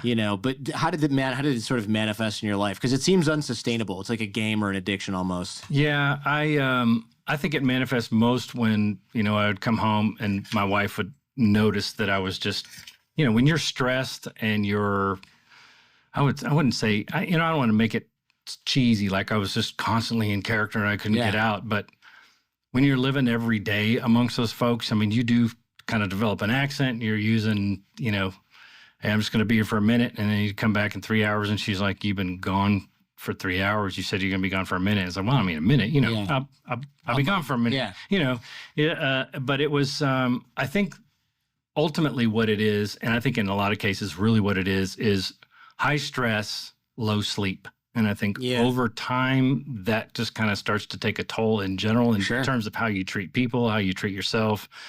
I was a big super workout buff, but I lost tons of weight during this thing because I know I've heard of guys that are into working out all crazy while I don't know where I would have found the time to do that. I would sneak in, go into a kid's game, in my UC car, drive way out to wherever, but I didn't have time for much else. And then when we could go out and we had something that we wanted to do, I was freaking exhausted. I'd sleep through movies and would be snapping at people because I'm just irritated and tired as hell. And those are the types of things that start to take a toll on a relationship.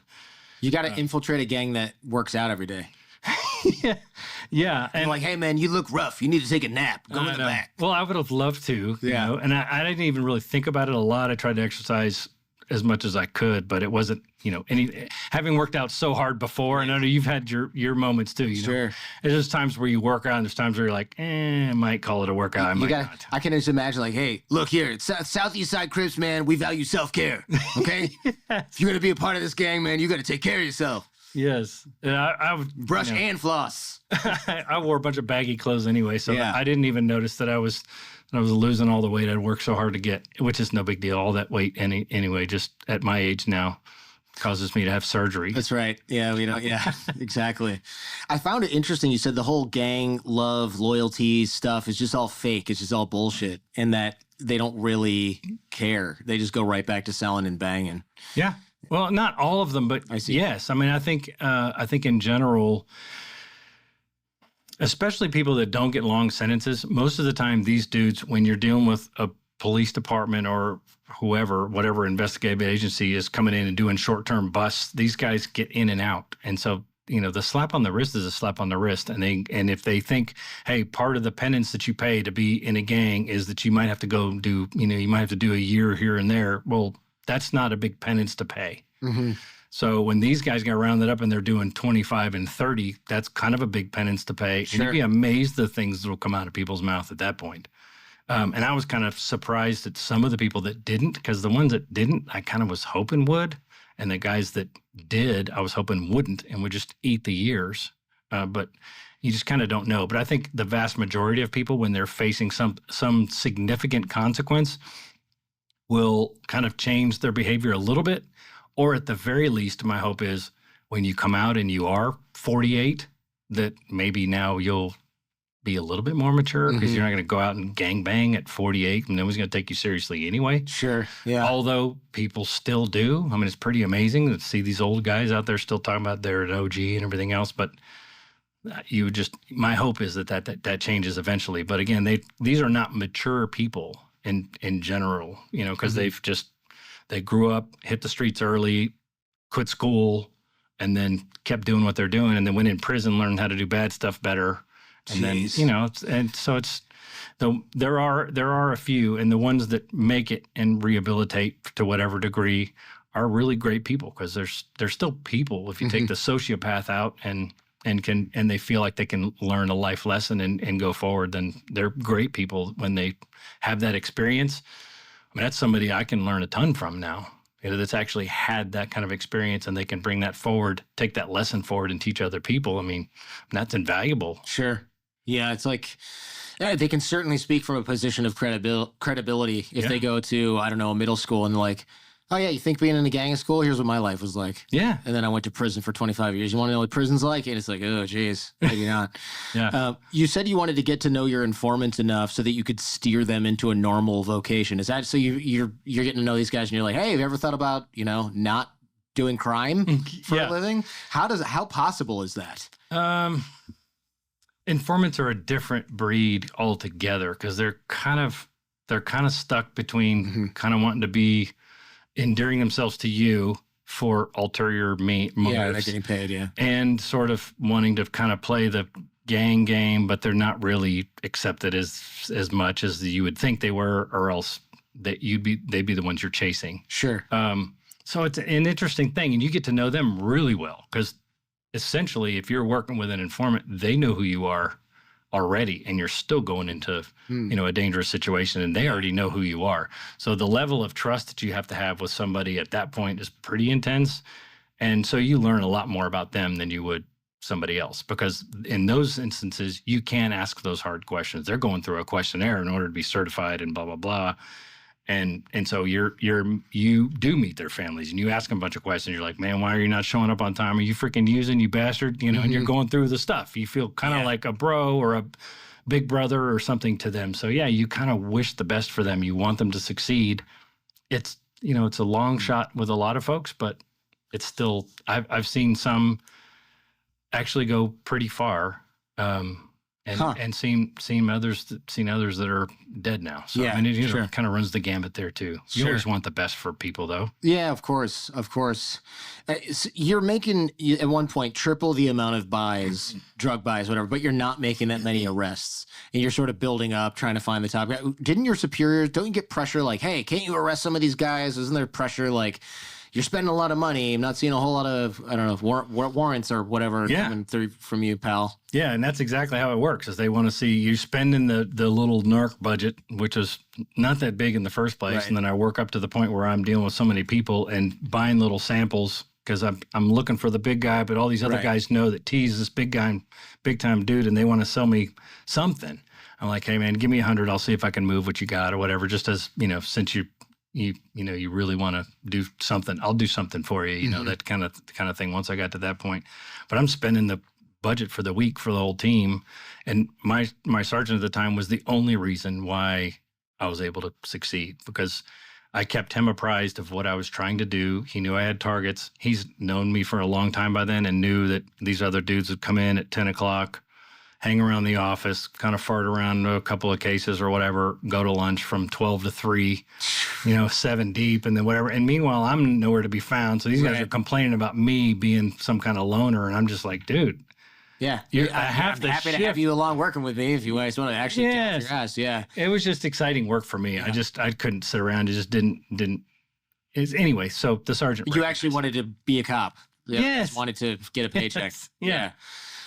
Sheesh. So yeah, he kind of saw that and understood and allowed that to happen, essentially covered for me. Yeah. Knowing that I was working, what results I was getting to a reasonable extent, I would bring him, would meet with him once a week and at least say, this is kind of where I'm getting in close with this guy, blah, blah, blah. There was a lot that I couldn't explain to him, obviously, because if I'm going in off the books, when I'm going into work, and essentially nobody knows I'm at work except one of the patrolmen I used to work with, just telling him on midnight shift, hey, man, I'm fixing to go do this thing. You mind standing by? They don't know the process, but like, yeah, man, I got you. And I'll just say, hey, stay far enough away, blah, blah, blah, and I'll keep the phone line open. And I would just, that was my wire, so to speak. Oh my God. You just have your phone call going to him and yeah. So that if anything goes wrong, he can roll up at the lights and sirens. Just drive through the front door, man, because these are all like burglar barred, fortified, whatever. I said, just come save my ass. Jeez, and he's just hanging out at like a Tim Hortons waiting for the call? Yeah, Jeez. basically, yeah. But you think about it, as a patrol officer, kind of that's exciting stuff to do too. I guess it's better than, he's Carl Winslow in Die Hard, right? He's just hanging out outside. It's something cool to do besides answer a call or waiting for a call or whatever. Somebody called and said, homicide guy says, hey, we got a homicide suspect, homicide detective, and you can go out hunting. I mean, it's something to do. Something cool. Somebody who actually wants to work, no kidding. So you mentioned you did a bunch of stuff off the books. We kind of touched on that, but why did you need to do that again? I needed to do it primarily because time was a key factor. Okay. And essentially I was spent so much time that it was a non-starter. There was no team that could stay down there every single day, including weekends and everything else. So it's expensive. So you're just like, oh, I'm going to go do it by myself, even though I'm not supposed to do it. Yeah, and even just the hangouts. I mean, every day of the week, I would spend some time there. I would at least drive through and say, what's up? If I'm on a Saturday and I'm doing something with my family, I would still roll through there and give a what's up. They saw me almost every single day for that straight 18 months. People saw my face rolling through there. Wow. And that was part of it, though. I mean, I never just disappeared for periods of time. That's when people start thinking, well, where have you been? Like, what's going on? And then I have to make up some kind of ruse, but I got locked up or wherever else I was supposed to be. And unfortunately, I lived in the same city, which was part of the other anomaly in this case, is that I'm crapping in my own backyard, essentially. Yeah, my God. So that made it more difficult. But that's why off the books, I would say, other than a couple of the things that I was involving myself with that would have been, once you go up the chain and say, hey, I want to go, hang out with these dudes and I'm going to play video games, I'm going to talk some smack, I'm going to try to meet some new people, wherever. You do that on a daily basis. Just some of it's prohibitive. You don't have enough manpower. Some of it is just the stuff they wouldn't want you to do just for safety's sake or whatever. Because again, they want you to be wired. I wanted absolutely not to be wired because at the time, all we had was that primitive crap that you just taped all over yourself. And how wired do you need to be when you're just playing John Madden to build rapport, right? Yeah. You're just taking unnecessary risk at that point, in your opinion. But of course, their protocol is, no, you're wired at all time. We have a team ready to help you. And you're like, we're going to be here for 5 hours drinking and playing John Madden. It's a waste of time. Right. So I see the temptation to be like, I'm just going to go do this. Yeah. And it got so much easier, too, to where, if somebody does call you at 2 a.m. and saying, hey, man, this XYZ, and I say, I'll be there in a minute, and I literally roll up and 25 minutes later. Right. That would be something that would take 3 hours to get guys on call, to get their cars, go gear up, meet at the office, wire me up. Yeah, so the budget gets exceeded, and you go to the feds, right? But they want to take over the case. Is that normal? Yeah, I think it is. I mean, it doesn't make any sense though, because you're the guy who ran the case. So what's their argument? What is their best argument if you can sort of steel man this? What's their best argument for taking this case away from you? Well, because they just think well, we'll take the case that you brought to us thus far, and if they feel like they could put their own undercover in there and insert them, or just take the case and run it up through the AUSA at that point and take all the credit for the case. Yeah, the Attorney General. Yeah, or the U.S. Attorney. Yeah, so, and because they're federal agencies, and obviously the DEA would have people that are fully equipped to, try to get an undercover in or whatever, but I already knew, it's like, man, this is ridiculous to try to insert someone else when I'm already in there. What's the point? All you're doing is complicating it, putting more risk on someone else when the case is already rolling forward. It's rolling downhill now if I had the funds and the equipment. That's what I was looking for. So that's when the FBI was the obvious thing. And what's interesting is that they have a whole trained undercover program, right? But they appreciated the fact that this was already being accomplished. Sure. And I think it's just common sense. And of course, the FBI still gets all the credit for the case. They filed the case federally and all that stuff. So I'm not trying to, I'm working undercover. So honestly, the last person that gets credit for anything is the undercover, because that's what you do. So you're not there for a glorification. You get done with a case like that and then raise your hand and say, I'm undercover, then you're never working again. Right. So essentially everyone else is taking whatever credit they want, the gang unit and the FBI and the this and this, and they're all do press conferences. But, I'm not showing my face. Sure. Yeah, no, it seems like a bad idea. I'm surprised they didn't offer you a job after that, because it seems like you did a pretty good job on the case. Yeah, it's not how it works when you're in a civil service-based department. You test for every promotion, and you either make it or you don't. That's how it goes. There's good things and bad things about that, because one, it's a competency test, and you cover leadership and different things like that. But it doesn't necessarily mean you have great leaders either, because if you can take the test better than me, now you're the next leader. Sure. So I'm just surprised the FBI wasn't like, you should apply here, citing your undercover work I was probably too old by then. I don't know what the FBI cutoff is, but I was, 35-ish, 30. Yeah, it's whatever. Probably like 36. Yeah. And I was pretending to be 29 or whatever it was. And sure. So, I don't know. Yeah, I'm curious about that. Tell me this story about you going in a dope house and then you were on TV at the same time. This is such a good story, man. Well, this is the worst. This is the worst story, actually. Now I assume you can laugh at it. Yes, you have to laugh at it. Otherwise, I tear up every time. But yeah, I was at a level to where guys were coming to me all the time, and I was moving out of the fishbowl because obviously the Crip territory was more than those 6 square blocks. Sure. That was just a violent hub.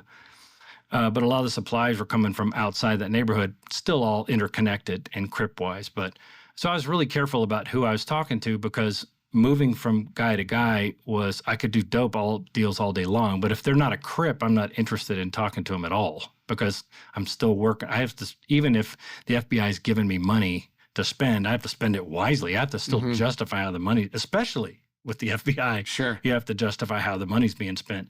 So we had this cat that pulls up. I happened to pick up my informant just to get a brief and see what he's been doing. Met this little corner store. We're driving around, having a little sip, and this dude pulls up and flags us down. I see the car. It's this gold Lexus, and it keeps driving around like, who's this fool? He pulls up and he's like, T, man, hey, what's going on? I'm so and so. I met you once through whatever, and explained who he is.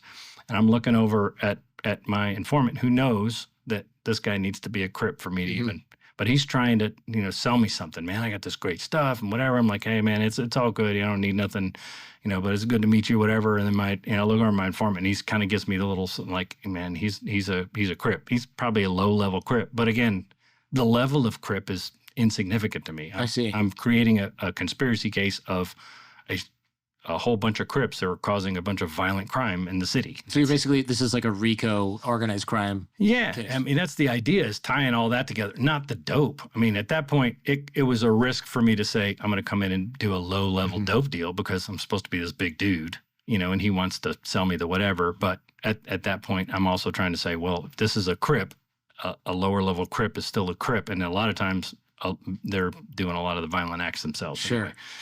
Anyway. So I said, all right, man, that's cool. We'll, where are you going? He said, just follow me. He said, my house, whatever. And we pull up the driveway like a normal, it's a little shotgun little house with little burglar bars on the top, built in the 50s, little hood house, typical thing, fence out in the front yard and everything else. He goes through the front gate and up the stairs, open the burglar bar, lock everything up back behind us, have a typical room set up with a little coffee table, couch on one side, giant screen TV on the other side, practically nothing else in the apartment besides a gun, a scale, and some dope. And a PlayStation 4. Of course. And somewhere there's a Bible and porn. Somewhere. A Bible and porn? Yes. Those have to be present in order for you to solidify a purpose. That's ridiculous. It's percentage-wise pretty amazing. That's really ridiculous. And so we just start chatting. It's just kind of just familiarizing whatever he's talking about, whatever his stuff was. The TV happens to be on. And this is back in 2006, 7-ish. So again, you'll realize there's 4 channels on TV for the most part at that time. It's not like everybody had 2,600 choices.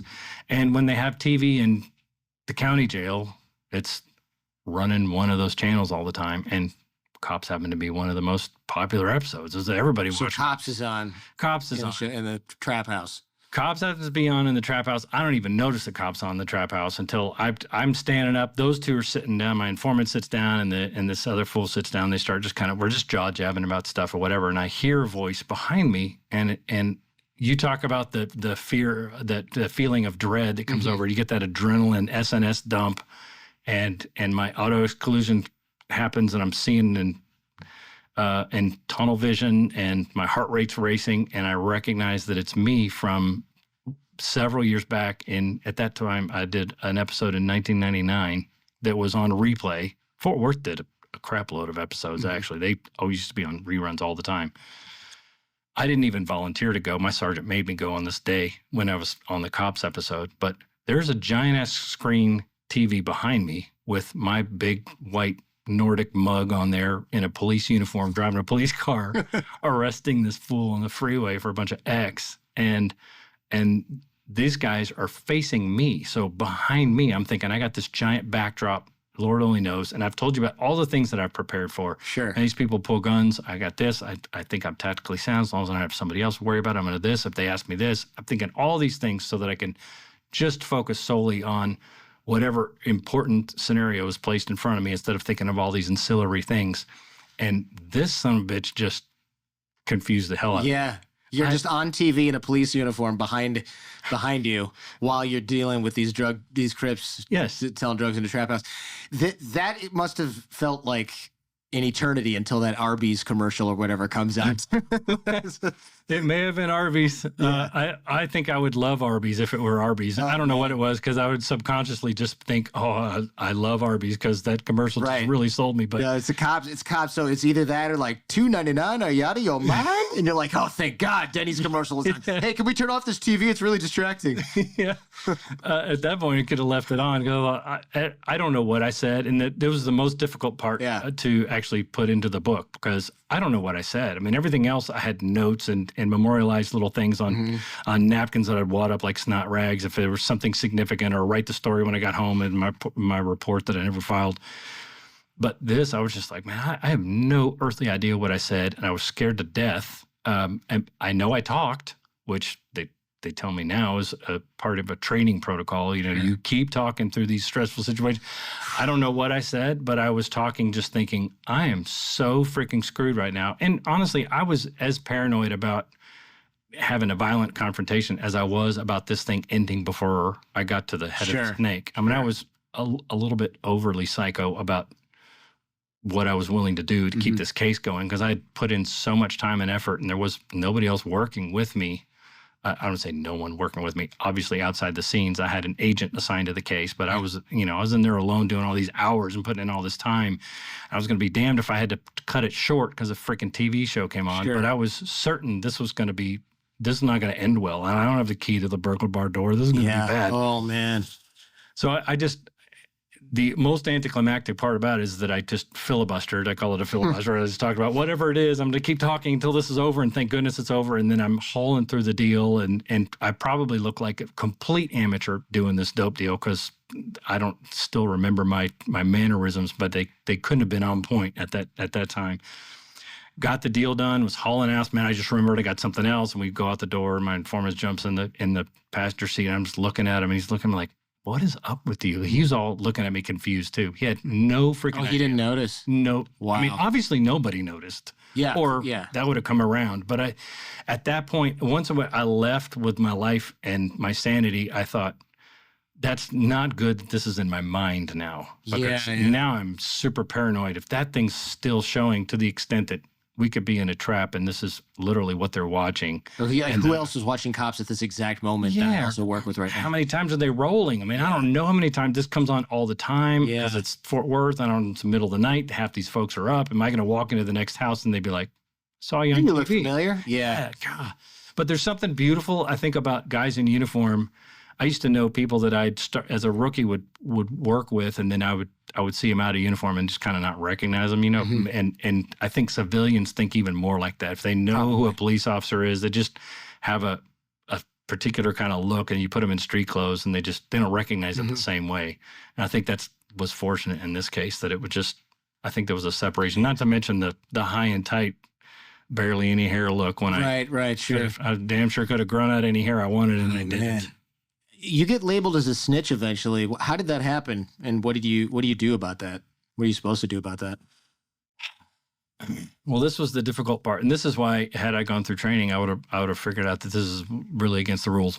Not that I didn't know it was against the rules, but look, I'm trying to be, I'm a big time guy. And obviously if I've been working with cartel guys and had this big operation going, I can't be out here dealing with these little punk gangbangers and then somebody call me out. The worst thing they can do is call you a snitch.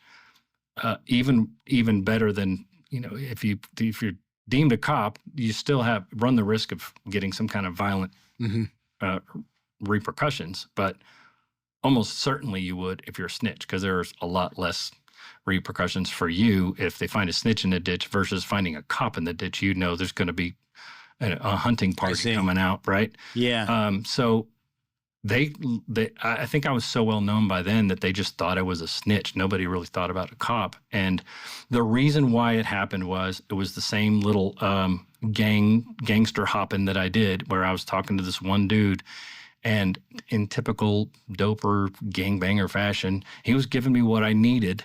And so he thought he was doing me righteous, but would show up late all the time because he's a intermediate level doper or whatever, show up. And so I leveraged that as, hey man, I don't play like this. I need people to be on time. I'm running a business. I don't know what you think you're doing, whatever. And I just had to play it off because, again, I have a case on you already. For me to just keep buying is just wasting a bunch of money that I need to be spending somewhere else because I need to put other Crips on this conspiracy case. So I end up going up the street, literally around the corner from where this cat is. When he doesn't show up on time, I just take off. I go around the corner and I start talking to somebody else around there. By this time, it's not even hard for me to go talk to other people because everybody at least has heard of me, so I at least can stop by and have a conversation. I don't even remember at the time. I know I ended up getting something from them, but I don't even remember if I was actually buying anything significant. It was probably just, I'm just going to go over here and kind of feel these guys out because I at least have that excuse in my mind. Like, man, you didn't show up on time. I can't be sitting around on the curb. Yeah. We got cops all over the place. You're going to find some white dude in a Mercedes. Hello, And apparently he drove by and saw me, and that's when he started saying, man, this dude's a snitch, because he's thinking in his mind, I've been selling this guy righteous, and now all of a sudden he's over here. What is he even doing over here? He has no reason to be going to, to one of my somebody else fellow guys. And so he puts this this jacket on me is what they call it. They give you the jacket, give you a jacket. It's a label as a snitch. And my informant is calling me in a panic because he knows the risk that he runs if he made an introduction to this guy 4 months ago, and then all of a sudden it comes out that I'm kind of some kind of snitch. He's going to be the first guy they drag in and try to figure out what's going on too. So he calls me in a panic in the middle of the night. He's one of those guys, he's infamous for just calling. I'm like, and he'll say, T, man, it's really important. It's an emergency. T, call me. And they'd be like, hey, man, you got any money for a beer, man? Can you meet me out to whatever? Oh, jeez. Son of a bitch. Yeah. So I'm ignoring it because it's like late in the night. And so when I finally picked up, he said, man, yeah, there's a word out on the street that, man, you're a snitch. They gave you the jacket and blah, blah, blah. And it's coming from this guy, blah, blah, blah. He explains whatever the deal is. He doesn't know why or anything like that, but word's getting to him. And so he's freaking out because he's like, man, he's got a high penance to pay at this point. Yeah, sure. And so in my mind, I'm thinking, okay, I'm literally, when I say off the books, I'm so very far removed from working with anybody who's covering me almost ever.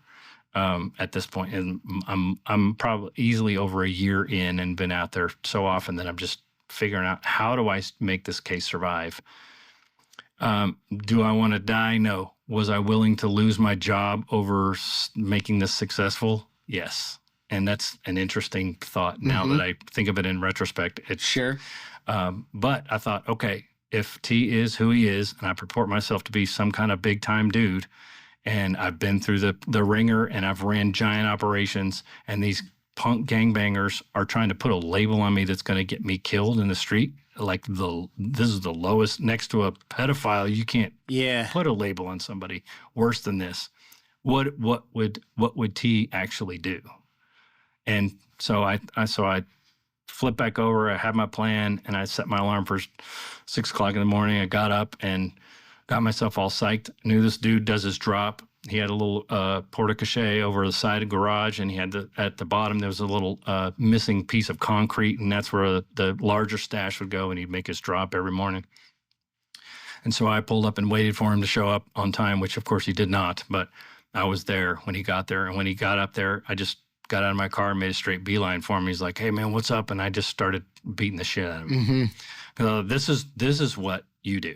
Now, obviously, at the time, I had plenty of training. I knew exactly what I wasn't trying to kill the dude, but this is the least of what I would do. There's a lot worse that I could have done, but obviously I'm not trying to do anything other than convince him that this jacket needs to be taken off me, because people are going to die if I just ignore it. People are going to die, starting with my informant. And that's what a gangster would do. And so, we got into it, and I ended up, rolling around in the grass down the hill, and then ended up with a good knee into his rib cage, and he was having a hard time catching his breath. And I told him to take the jacket off of me, and just walked away. And that's the last I heard of it. Really? Yeah, wow. That's the last I heard of it. And it was just, I don't think it was atypical.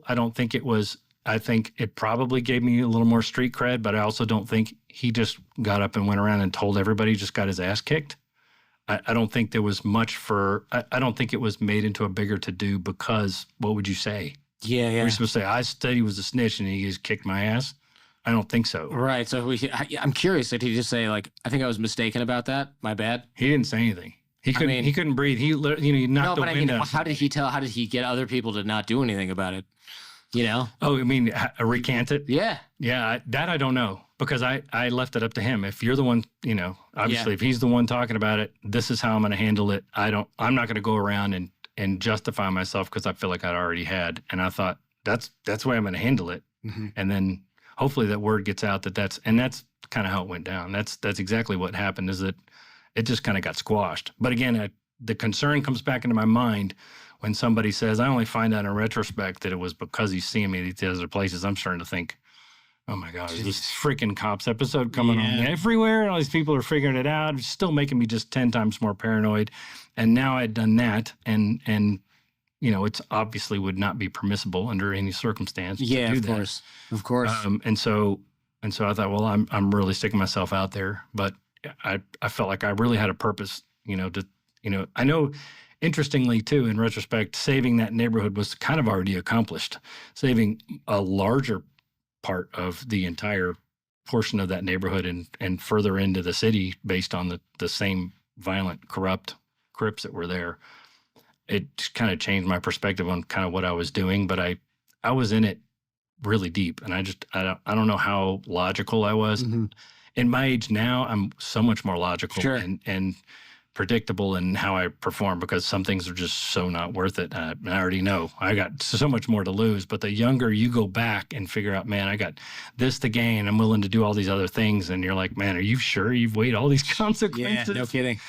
But yeah, that was one of the more extraordinary parts of that case. You pull this clever move where you switch up an order at the last minute and it leads to a big supplier. Tell me how that worked. Yeah, one of the same typical deals where I'm cruising around with this cat we're supposed to get this deal done. He's typically picking it up from a cook, which I had the pleasure of experiencing. And this guy's his name was D. We go in his house and he's actually cooking all this stuff up. So that's why I knew that this guy had gotten all of his stuff from this particular cook. So I have an order. I don't remember, quarter key, something moderate. I didn't have an extraordinary budget like a lot of people think about with federal money. Sure. Even when I had money, it wasn't extraordinary. So we set this deal up, and when he gets there, it's crack. It's like a heart. It's like, dude, I mean, you know me. I can't do the crack, man. I need the powder, man. And he's like, man, I thought you said crack. We were just at the cookhouse and blah, blah. I said, man, can you help me out any other way? He's like, man, let me try to think. So I'm actually rolling around with him. This is one of those paranoid dudes that's like, tells you to meet him somewhere and then 5 other places after he moves. Then we finally do the deal. But now I'm riding him around with me. So we're driving around in my ride. He takes me to this place and goes in and picks up something else where the guy says he can get it, but to park and wait. And we go back to the place where we were supposed to meet, where they're having this house party.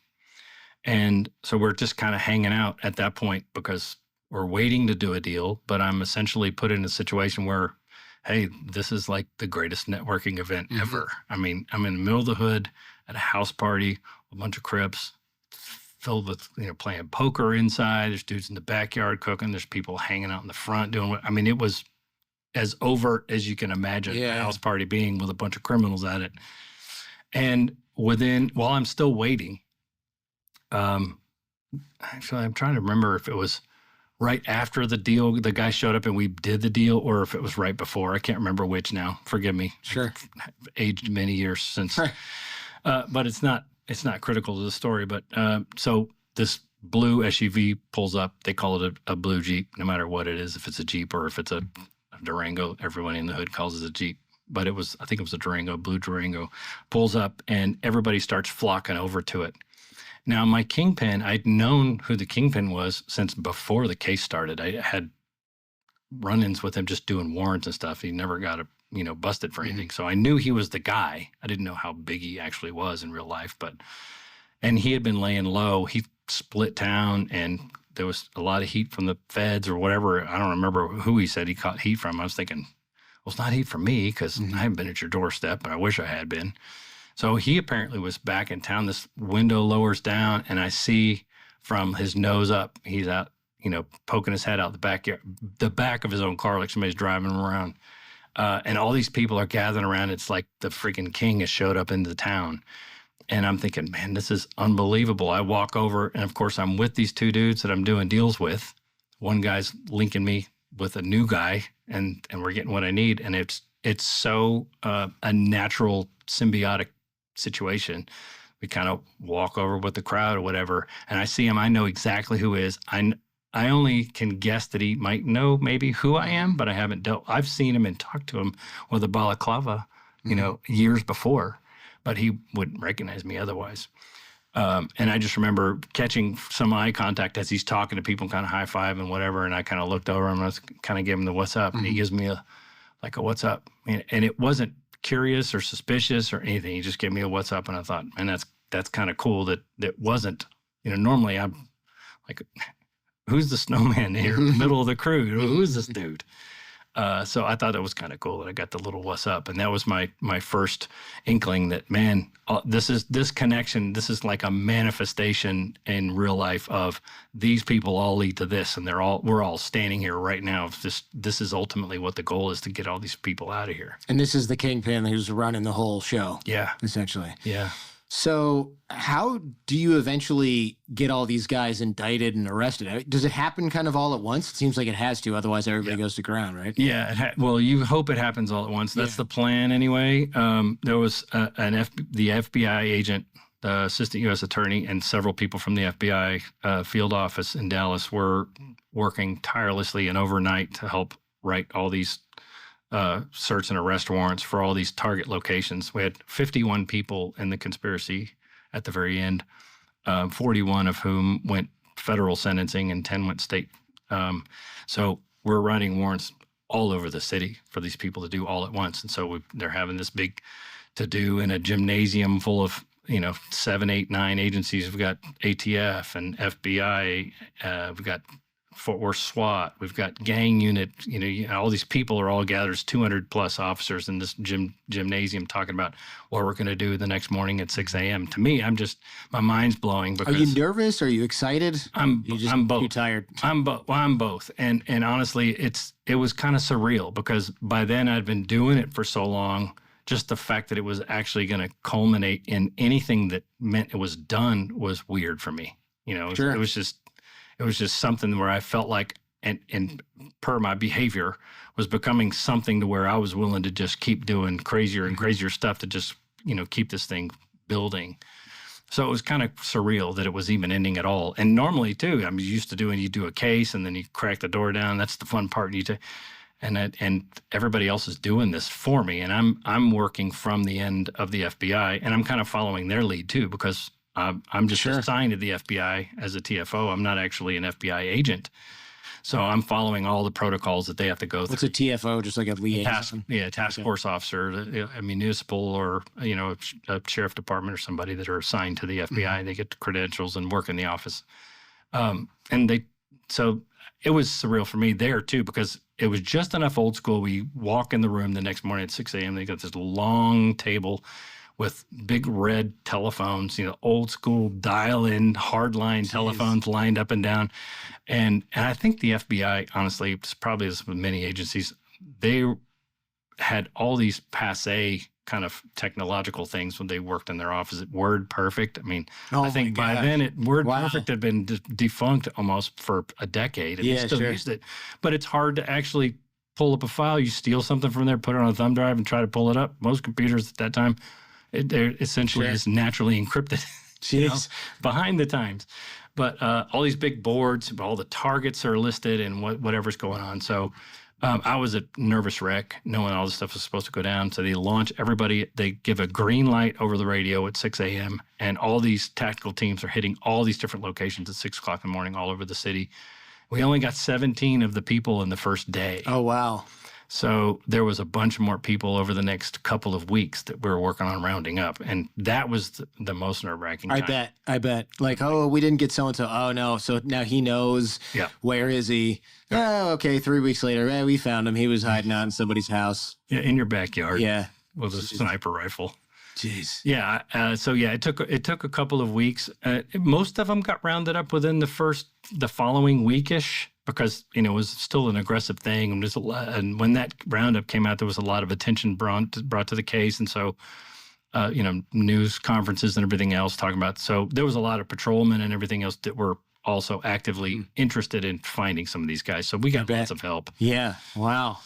So yeah, it was a nerve-wracking time though. Jeez. Kind of happy, sad too, for the guys that you get to know and that you really like, and knowing that that's the end of that is also kind of nerve-wracking too. So what was the result then? I mean, a lot of these guys got some decent time. Yeah, the lowest was I think we had 7 went to trial. All the rest of them pled and shared information.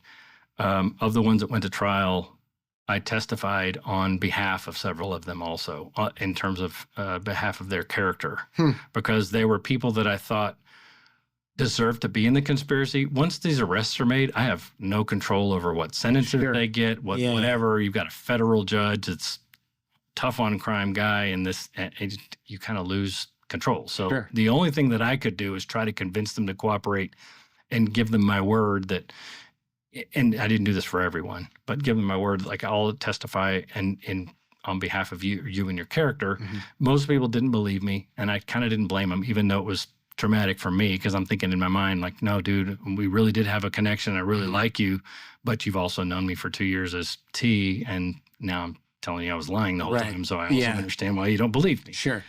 But it was traumatic for me when they would just give you the bird and move on, because like you just really had these high hopes for the guys that you thought had a chance. You really wanted them to get the lowest sentences. And since I didn't get to pick, that's the only thing I could do. And so once I testified for one person and just said, man, I think they have a lot of social redeeming value. They've made a lot of mistakes. They are tied in with this, but I think I would be even comfortable as the undercover with them getting out with a lighter sentence, whatever you feel like that needs to be. Mm-hmm. I'm just, I would testify on their behalf. And once I did that, a few others were perked up and decided to cooperate, and I ended up doing that. So the lowest sentence was 2 years, and the average sentence was 19 years. Oh, wow. So we got several that were, within the, you add a ton of dope into this situation, and it turned into what people considered a dope case. But it's not a dope case. I used dope. These are violent criminals selling guns, doing drive-bys, everything else. And you debrief all these fools, and they're sharing who murdered so-and-so at the Stop and Shop and the whatever. We had 9 cold case murders that got reinvestigated. So that's really who these folks are. And the last 3 are getting out. Biden actually, in his last hurrah, let the last 3 guys out, one of which is actually a pen pal of mine who I've been trying to get out for years. Me and another attorney trying to get, because I think he got really screwed on his sentence. I see. The other 2 are those kind of folks that you kind of want someone to let you know when they get out. So you kind of just watch yourself. Sure. But again, the only reason I can even think that even happened, because it happened without any instigating from me. We're working, from behind the scenes and trying to put together a case to get my guy out. And all of a sudden he calls and said, man, I just got he's getting out in July. Is that, again, they think this is a dope case. These are nonviolent, whatever. This is drugs and blah, blah, blah. Well, that's not quite. It's not the case. Yeah. There's so much more context in this situation. I know we're closing here, but before I forget, one of the reasons I wanted to do this episode with you was because you are donating some of the money from this book. Tell me about that, where that's going. Yeah, I was encouraged to write a book after this, and I had no interest in writing a book at all until somebody brought me to one particular organization that got me turned on to this whole thing, where we calculate all the kids that were left behind after this roundup. So you have 51 people off the street, 1 female, 50 dudes, and you try to think of, all right, now how many fatherless kids are there going to be on the street in that same poor neighborhood, being raised by aunts and grandmothers in that same place, who are going to take the next opportunity, and then you got to get some dude in 18 years to go in and take them all to jail. I'm just thinking, oh, this is salvaging that neighborhood. Yeah. In a certain way, but it's not a long-term solution. The arrest is not a long-term solution. You're getting the violent people away so that this neighborhood could potentially thrive, but what are we doing for that neighborhood to thrive? And this organization is an after-school organization that mentors children of incarcerated and murdered parents.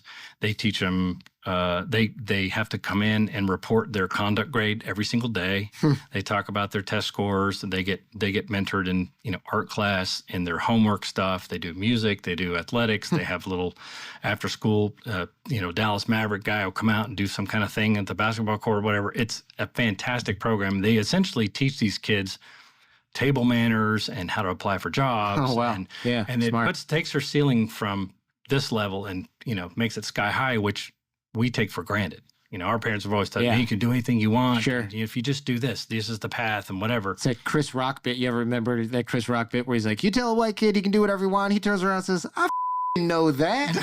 Right? That's exactly right. Yeah.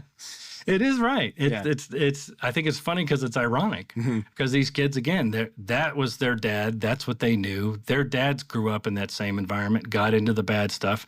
These were. I will concede most of these guys were not actually great fathers at all. Yeah, I was going to kind of say, like, absentee father, but your father before was doping, staying up all night, killing people. Yes. Yeah, not a pillar. It still illustrates the problem ultimately, which is why, I thought that's a purpose to write the book. And so we donate all the profits actually from this book to organizations that we've donated to that organization in particular, as well as others that are peripherally the same objective, is just mentoring children of incarcerated parents, so that the cycle has some potential for fixing itself. You're teaching them ways in which they can succeed in other ways besides grabbing a gang member and latching on in 6th grade or whatever that is. So. Yeah. Wow, that's really awesome. And I hope that it's successful. I mean, it sounds like it is so far.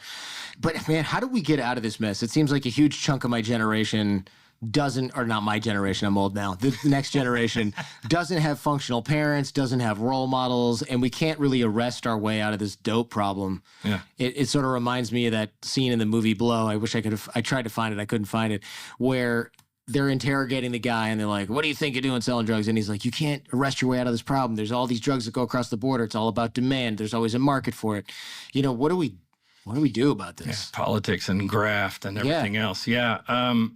You know, I don't think in terms of drugs, obviously I think the war on drugs, I think everyone would agree that doesn't work. It's been how many decades now that's been in play.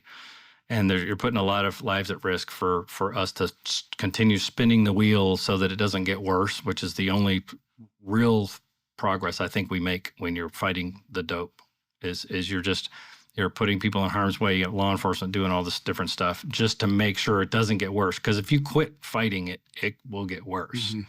But if fighting it is not beating it either. Yeah. So I don't know exactly a solution. I think if I did, I'd be speaking all over the world, giving them the magic key. But I do think the main thing is to start trying to I think too many people pass on making an impact because they think it's this giant undertaking. And if you can impact one person that is of age that can be enlightened by some kind of wisdom or encouragement or whatever, I think that's really the key. Is if more people would think a small difference adds up in total, I think that's really where it comes in. Educating people and acknowledging consequences.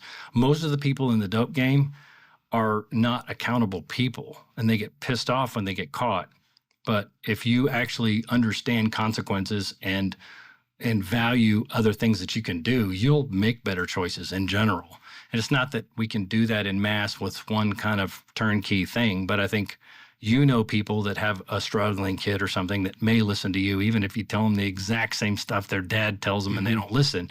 A lot of times it could be as simple as that, just saving that one dude, because he's going to then have a testimony about how he managed to get away from some of that stuff. And then that spreads, other people are doing that. So I really think it's just an individual thing where most of us get old and you realize, wow, I was trying to do all this stuff to make myself successful. And once I get to a certain age, I realize it's all about making other people successful. That's when life really becomes real. It's so much better.